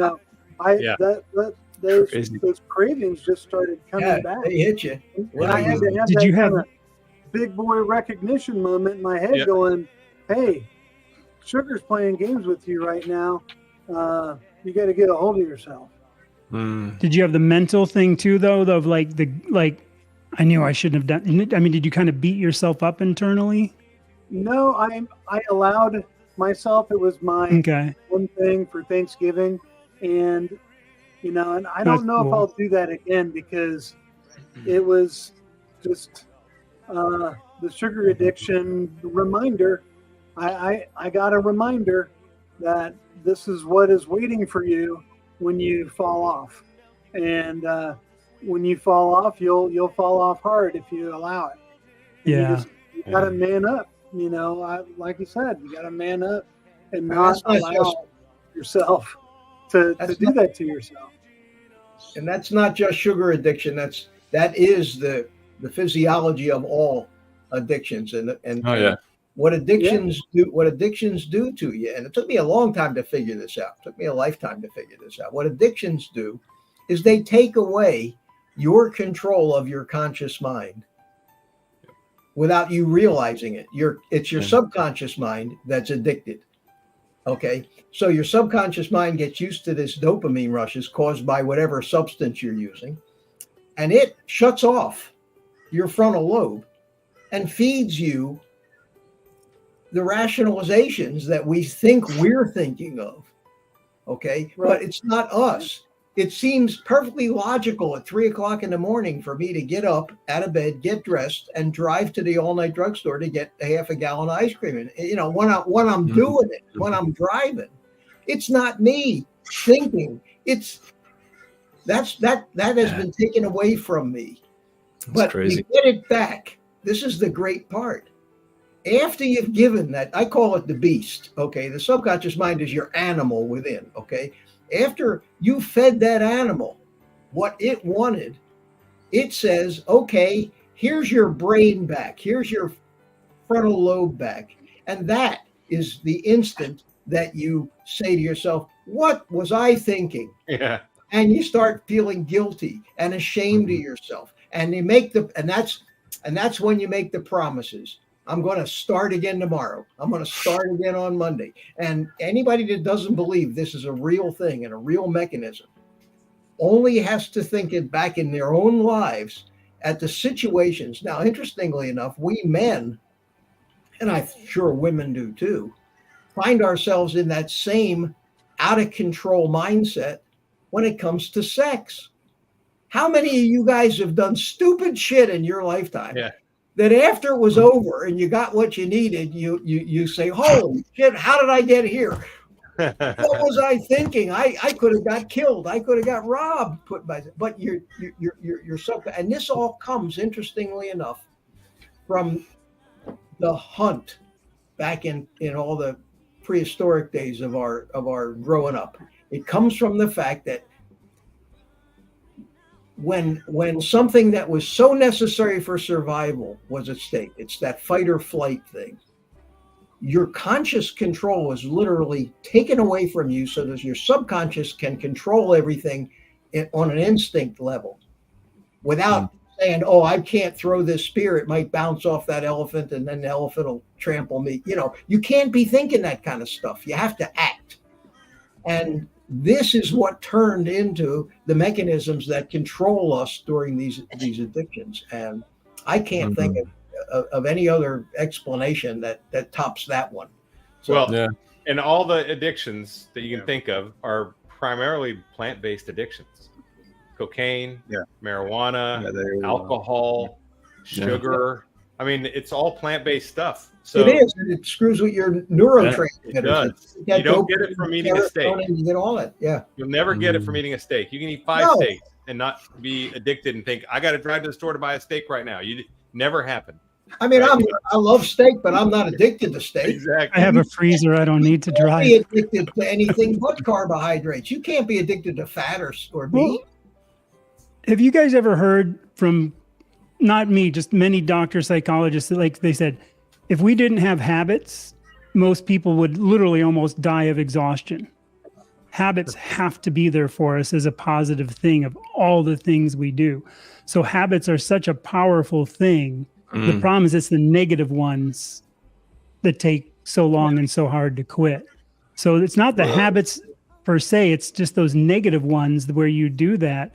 And they're hard, man. Habits, like I tell people in this journey, this is a hard mental thing to do, to break those old habits. It's easy to do. It's easy to eat the meat for most people, but it's breaking, like I said, those snacking habits or that justification. I think it is, at least. Yeah. I had to replace my nightly whiskey is now a nightly bottle of sparkling water, which is far more healthy.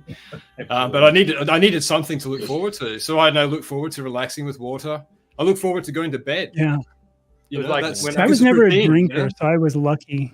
Well, I had a glass of wine about 5-6 years ago, and I think I had 2 beers about 10 years ago.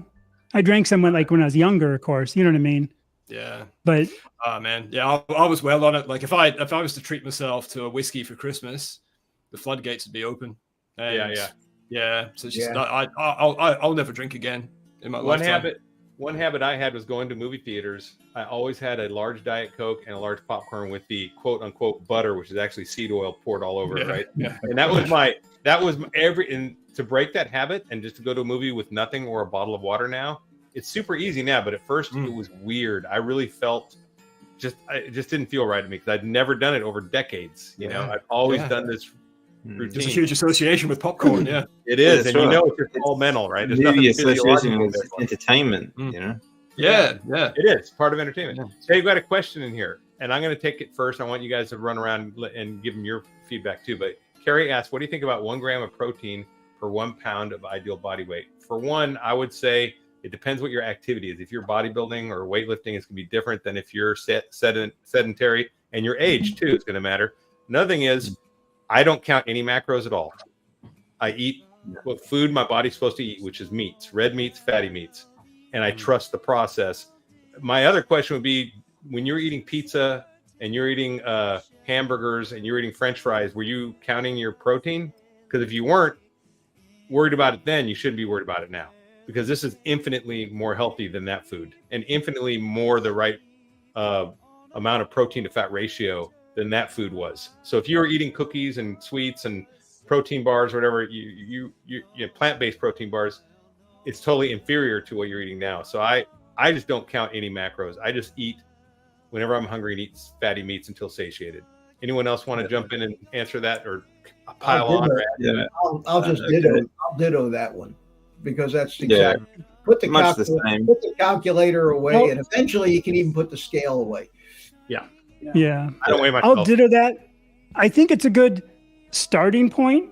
And if this is your protein, and then you can up or lower your fats to satiate yourself. I think it's okay to use that as but once you look at a thing and you go, okay, this is what 2 pounds of chuck, this is what, okay, like everybody else, I don't weigh or anything. I just kind of look at it, and I'm so good at knowing that's about what it is. And if I'm more hungry, I'll eat more. So I would never follow macros. The other day I was laughing with Dave because I ended up eating 4 pounds of meat the one day and then 4 pounds the next day because I've been working out and doing stuff, and my body was just so stinking hungry. I literally ate 4 pounds 2 days in a row. And ironic, I like weighing myself because I'm just curious what it is every day. So I don't, you know what I mean? At this point, I don't pay attention. I'm just really curious. And I actually went down after eating 4 pounds of meat 2 days in a row and working out. I actually went down 2 pounds. I mean, who cares? Like you, even Mitch's video, I think, was that today or the other day when you said just throw away the scale? You were saying that on one of your videos. That was my advice for the first 30 days. I say, ignore it. Your goal is, and I agree with that. Yeah, try to switch your chemistry to fat burning from sugar burning, and if you gain 5 pounds, it doesn't matter, because the I could almost say even for the first year you do this, don't worry about it. I like weighing myself in the morning and night because I'm just really curious what it is, but I don't care what it is. I could care less. People who go on sometimes, a diet, Chad, people who go on a diet to lose weight, that's their goal, that's their reason. That's all that's important, because they want to look good.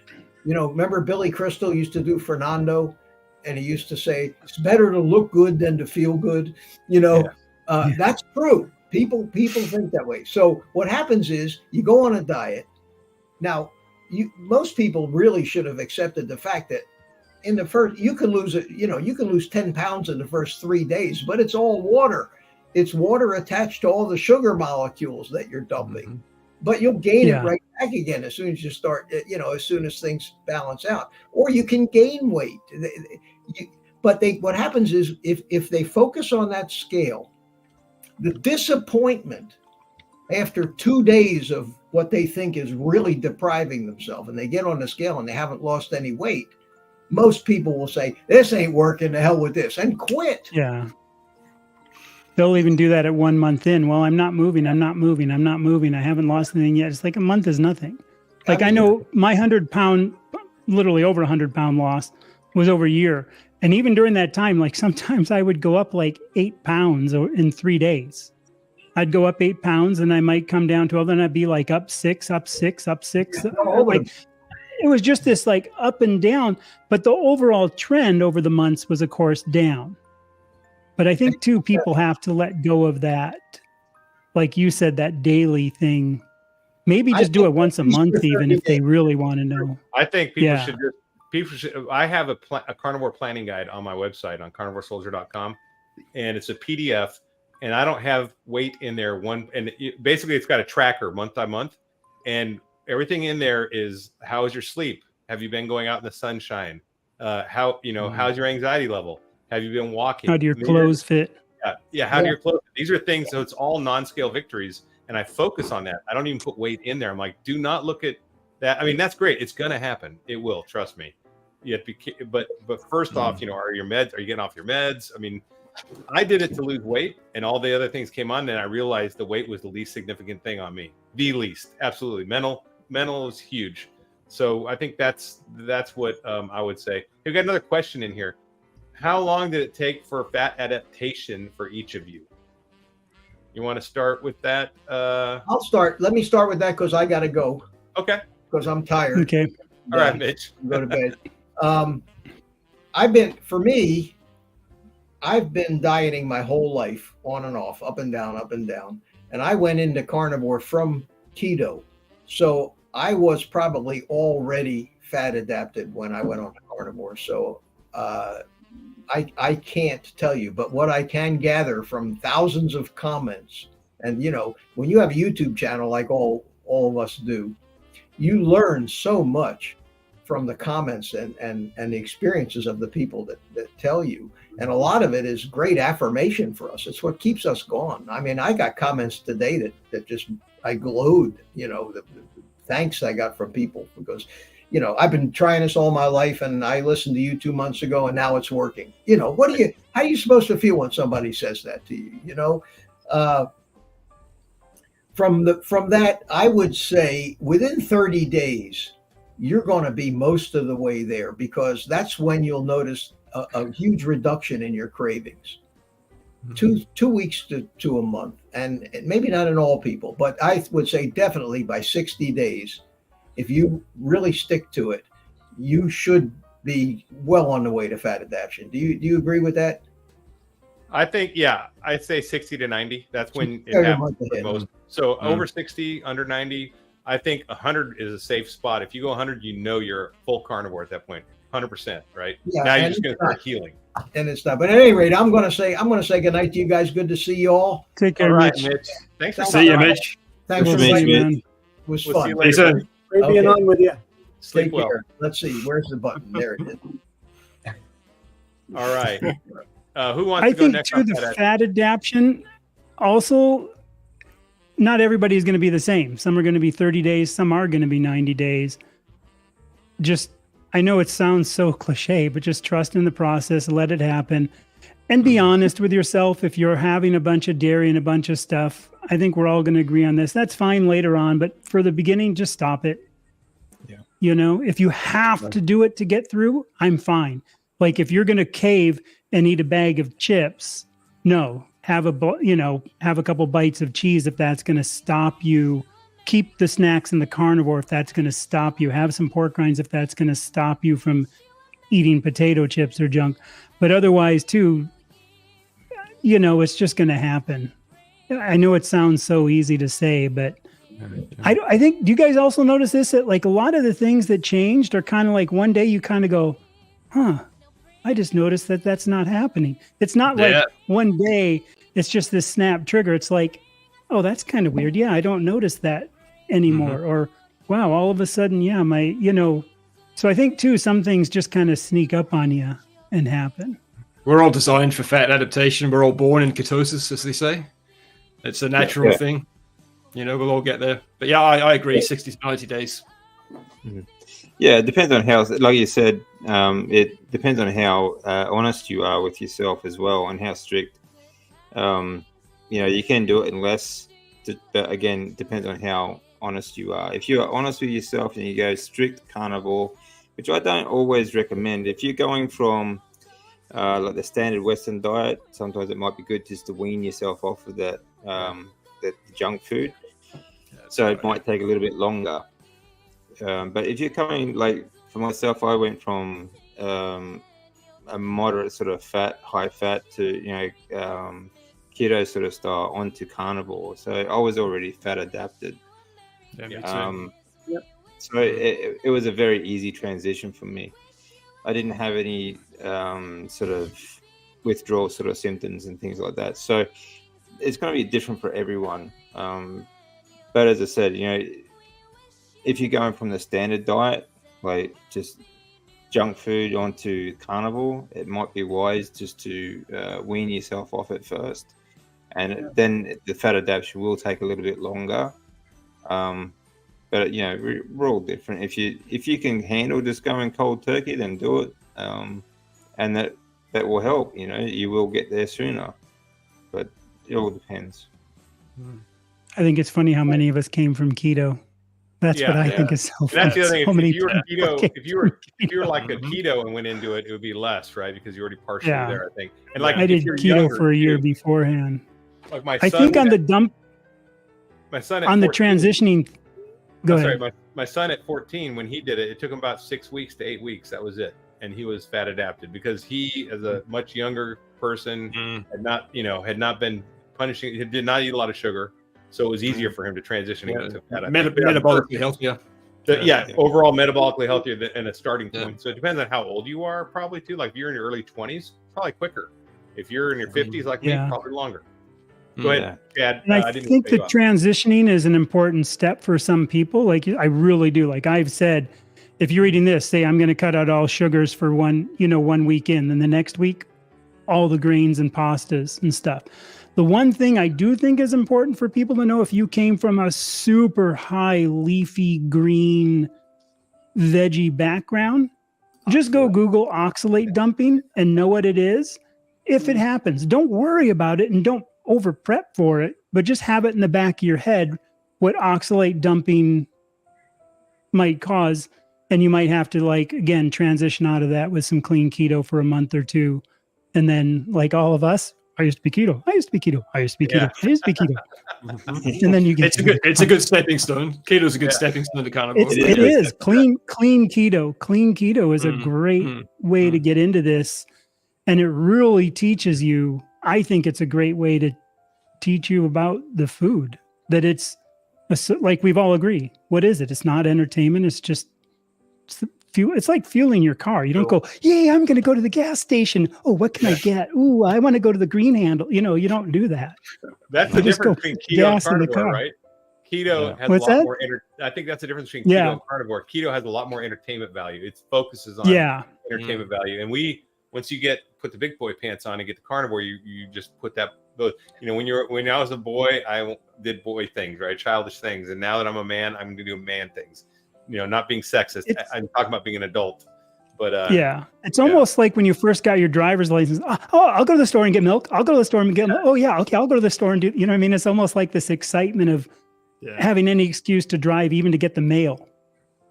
Then after a while, it's just a way to get there. Anyone else have comments on fat adaptation? Fat adaptation can happen quickly if you go from the standard American diet and you wean into keto like a lot of us did.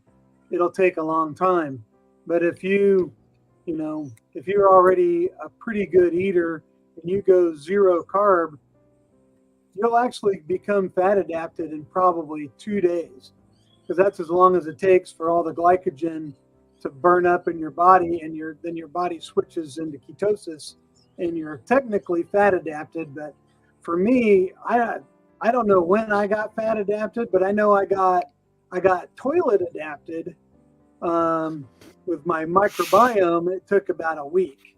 And I was already kind of doing a dirty keto when I started it, and just had to get the crap out of my system and allow my body to do the transition. But that's quick, man. A week is quick. It took me a bit longer on that front, but I got there. Yeah.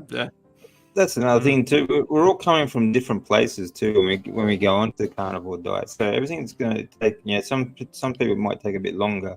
We all have different conditions that at different points in our life where we're coming from, and different ailments and things like that. So some people's journey is going to be a little bit longer than others. So it just depends on where you're coming from as well. Yeah. All right. Anything else on that last one? Because we got a new one here I want to bring up.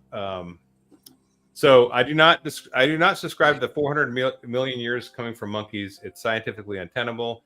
Read Stephen Meyer's Signature of the Cell. I still think God made us to eat well and no junk. Comment. So I'll give a comment on that. So I'm a Christian. I do believe in creation. I do believe we were created. Absolutely. But you don't have to be a Christian to succeed on carnivore. And also, conversely, as a Christian, you don't have to believe in 400 million years of evolution to be successful in carnivore.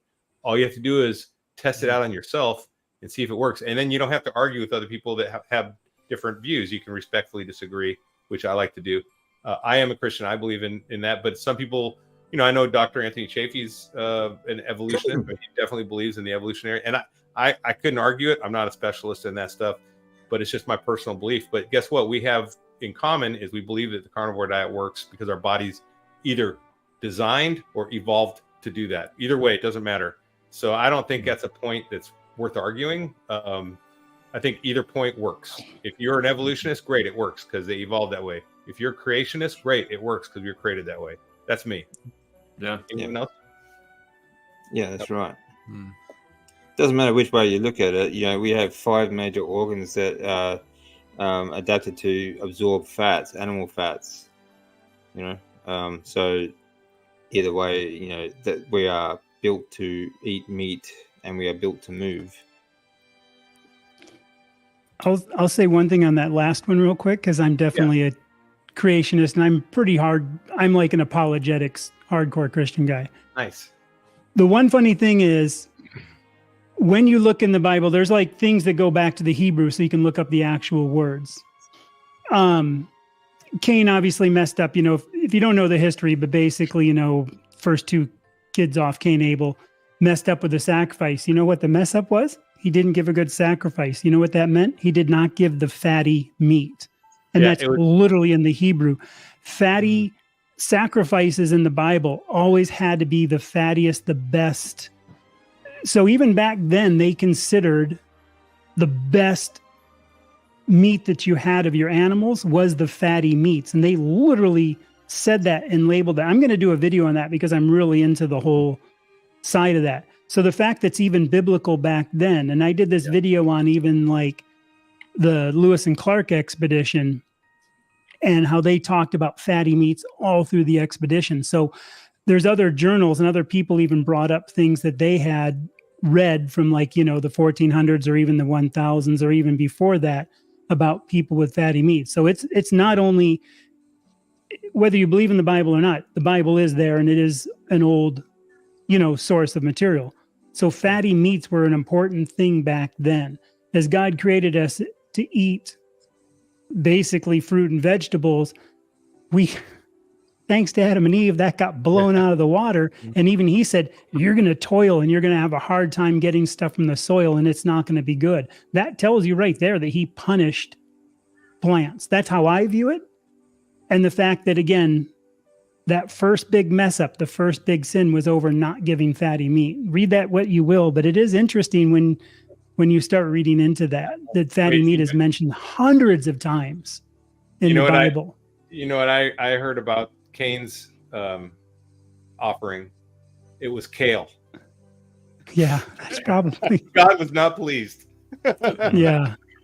Basically was kale because it was lean, non-fatty, and that's didn't want that. It is interesting though that's what they put value on. Yeah, that long ago. Their prized possession kind of thing. So here's one. I have to disagree with what's being said. I think for those of us, I think she's referring to the protein question. Depends on, like I said before, it depends on where you're coming from.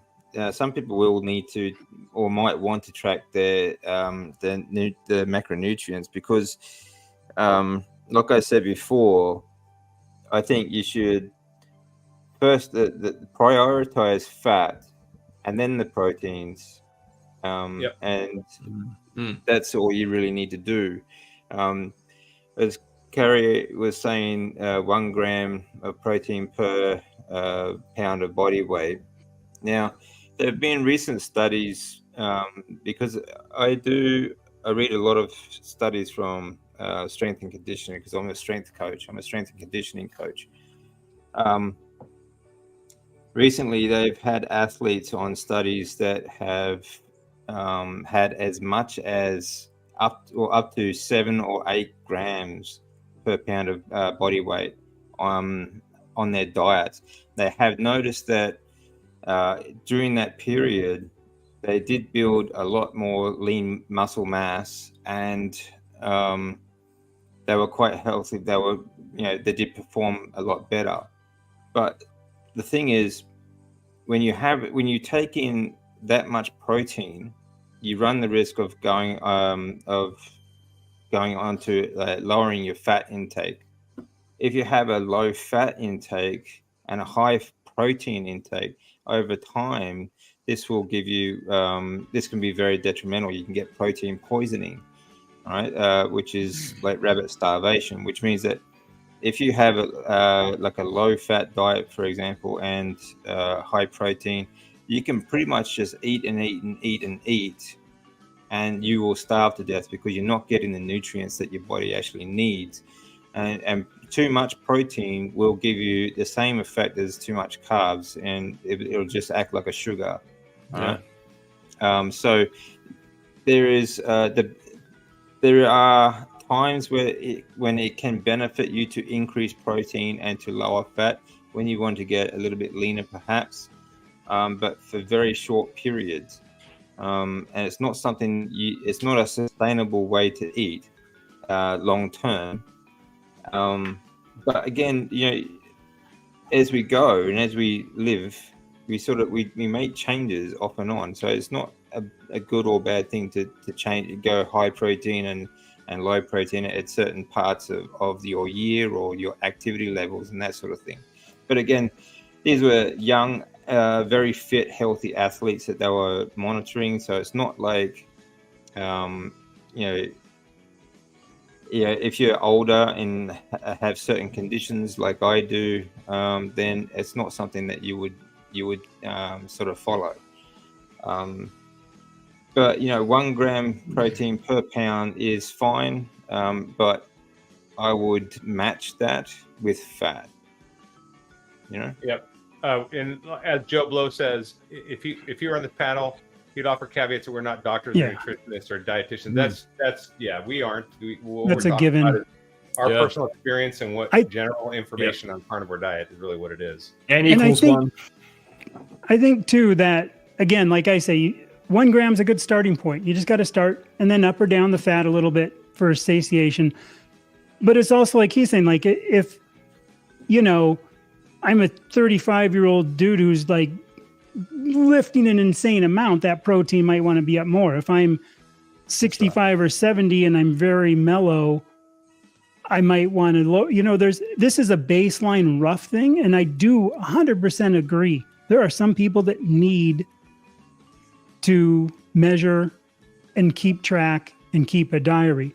Just like there are some people that need a support group, need help, mental side of it, whatever else they want that. You know what I mean? I don't know what tribal, you know what I mean? They want that support around them and they need that. So I would never, ever put it past this. And the other thing is, one thing I know of this for doing it so long and hearing so many people, and everybody's going to agree on this, I'm positive, we're all on our own path, man. Yeah. Each one of us has to find what works for us. And I know as somebody who's done this for 4 years, lost over 100 pounds and maintained my lean body weight of my 20s and 30s for the last 3 years without a hitch, what works for me. So you can only go, okay, well, it worked for him, but it might not work for Larry. It might not work for, you know what I mean? It might not work for other people, but you can kind of take an idea. And if something worked for one of these guys, you can go, okay, well, that's an idea. And then you just try it. That's all you can do is take all these ideas, try it. But I think we're all going to agree at the same time. If you're like, man, I'm not losing weight. Well, I'm not going to give up my coffee and cream. And it's like, come on, you got to do some things. You got to give up the cream. Well, I like my carnivore ice cream every night. I'm not losing weight. Well, come on. This is where, you know what I mean? I think this has to kind of balance. And again, I'm not trying to sound jerky or stepping on toes, but there has to be that balance of you know, you can't have a block of cheese every night. You have to kind of just take these as generalities of that's what I think about it. Whenever anyone says they're not losing weight on this, or I always ask, what are you eating? Because what's your definition of carnivore is what I'm asking. Because everyone has a different definition, right? And then the other thing is this on the protein, one more time. Before you found the carnivore diet, you were eating breakfast cereal, you were eating burgers out at restaurants and fries and Diet Cokes. Were you counting protein, or were you even worried about it? Right? And I get it, you're trying to optimize yourself, but if you weren't worried about it when you're eating that diet, just switching to a meat diet is going to be vastly superior. You are going to be killing it compared to what you were doing on the standard American diet. If anything, people tend to undereat on a carnivore diet, I think. That's the big thing. A lot of people aren't used to eating, you know, that much satiating fatty meat. Right. Yeah. Takes a little time to get used to it. Yeah. There's two kinds of pain in life. Okay, you either have the pain of discipline, or you have the pain of regret. Okay, and you know, being disciplined on the carnivore diet is great. I mean, I get people want to when they do go onto carnivore, they want to get healthy, because most people do want to be healthy. And if you're, you know, even people who have followed these fake dietary guidelines throughout life, along the way, they thought they were doing the healthy thing, you know. So I can understand why they want to still track their macronutrients, and for different types of different conditions, they might need to do that. But for me, like I say, the first priority is fat and then protein. But if you are trying to, and depend on where you are, where you're coming from, if you're a young athlete who wants to put on muscle, then you might want to increase your protein intake, but you still need to be wary of your fat intake as well. Things like that. We're up against our 2 hours, man. We're 2 hours and 1 minute, so I'm going to cut it short. I want to real quick, everyone. Does anyone have any New Year's resolutions or goals they'd like to hit?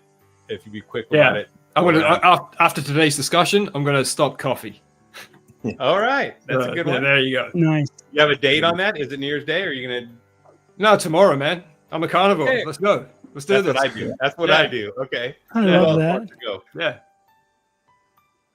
Anyone else have a resolution or a goal for next year that you'd like to do? Could be YouTube. Doesn't have to be carnivore. Just. I think for me, it's just with a 9-day fast. What's that? 9-day fast? Yep, I'm starting the new year with a 9-day fast, and I'm currently weaning myself off of coffee in preparation for that. Excellent. So I may not go back to coffee after. We'll see. Yeah. Well, you can try it for a while. Once you're off for that long, it's probably good to see what effect it has. Who else has a goal or something they started doing for this next year? Well, I'll try to I'm sorry. I've already given one. I'm starting my channel January 1st, and that's a huge step for me as a lifelong sufferer of depression and anxiety, hiding in the shadows pretty much all my life. To even attempt this is huge. And it's part of the life-changing experience that is carnivore. And we're going to roll your video at the end of this. So I'm going to show whoever's here your video. So. And that's even for me, like 4 years doing this. I just started my channel like 4 months ago because I finally said I've got to be able to share what I've done as a 60-year-old who's radically changed his life. And I don't think I appear 60 or look 60. No. You know, it's like I've got to... You know, and it was really watching Dave Mack and Chafee. I'm like, that's it. I'm going to start this. But I think it's funny because Larry and I were talking, man, I think we're both on the same thing. Like, I've been at my weight now for 3 years. I'm back to my 20s and 30s. Now it's about putting on muscle, not for show, just for pure functional strength. I'm really into hiking and camping. So I've been doing a pretty good hike most of the days, 3 miles elevation gain in the desert, working out, putting on back to what I was as a scuba instructor guy, you know, just trying to be lean and ripped. And so that's my goal is now just getting in maximum shape. And that's something I can record for my YouTube channel to put into the thing too, is like, I can only share my past of 4 years experience of what I've noticed, but now I can show other people who are over north of 60, or even people that are younger, somebody might at 40 might go, man, if that dude's doing it at 60, come on, Right, I can do right, that. Yeah. You know. DC, what about you, DC? What do you got? Yeah, same for me. Maximizing my health. I'll be releasing my book very soon, and which I'll just put up on Amazon to start with, and then see what I can do with it. Try and do a bit more with the channel, and try and help as many people as I can. That's great. That's my plan for next year. My plan for next year is to continue the channel, continue reaching out to veterans. I did go to my old command and talk to them today about getting some active duty soldiers onto and being able to present to them during their drill weekend. So we'll see if that happens. It hasn't been approved yet, but at least they're listening. And then the other thing is I decided to implement actual weightlifting like I did back when I was in college. So this is my new workout routine, because I was doing some bands, but not steady. So my new workout routine is Tuesday, Wednesday, Thursday in the gym doing, back and bis, shoulders and legs and chest and tris, normal workout like I used to failure. And then on the weekend, and Monday and Friday are off days. And on the weekend, I'm just doing some band exercises and sprinting. So I think by doing that, I'm going to really try to get my body back to the way it was in college. That's when I was playing rugby. And I think I can, because it's responding really well. So that's one thing. Other than that, I think what we got to do is we got to show that video. Let me show the video from. Let's see if we get it. Here we go. I'd like to start a boot camp, actually. Yeah. Eventually, yeah. I was working on doing that in Japan, so I'd like to build up a gym and start a boot camp. All right, this is Primal Timeline trailer. We survived and thrived by eating what nature provided. From Pete. And then rather boorish, don't you think? It all changed.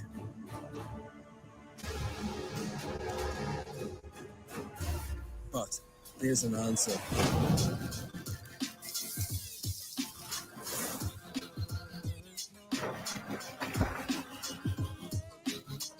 Together, we can change the future of human health. This is the Primal Timeline. So if you guys are watching, go like and subscribe. Thanks, Larry. Appreciate that. Hey, no problem. Thanks. Man. That's really a great video. Yeah.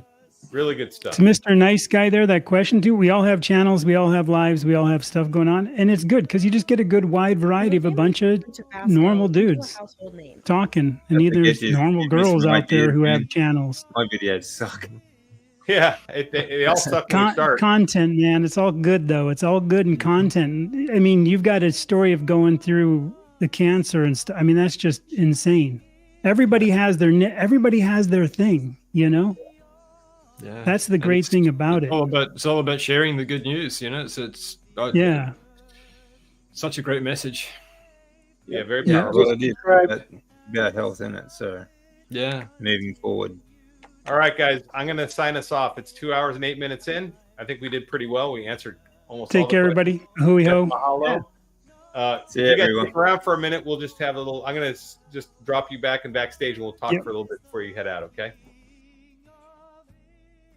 All right, guys. Thanks for joining us. It was another awesome show.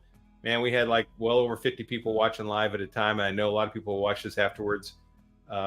Please go ahead and like and subscribe to all these carnivore YouTube creators. They're making a difference, and your liking and subscribing will also make a difference. And all I got to say to you is stay strong and overcome. Carnivore Soldier out.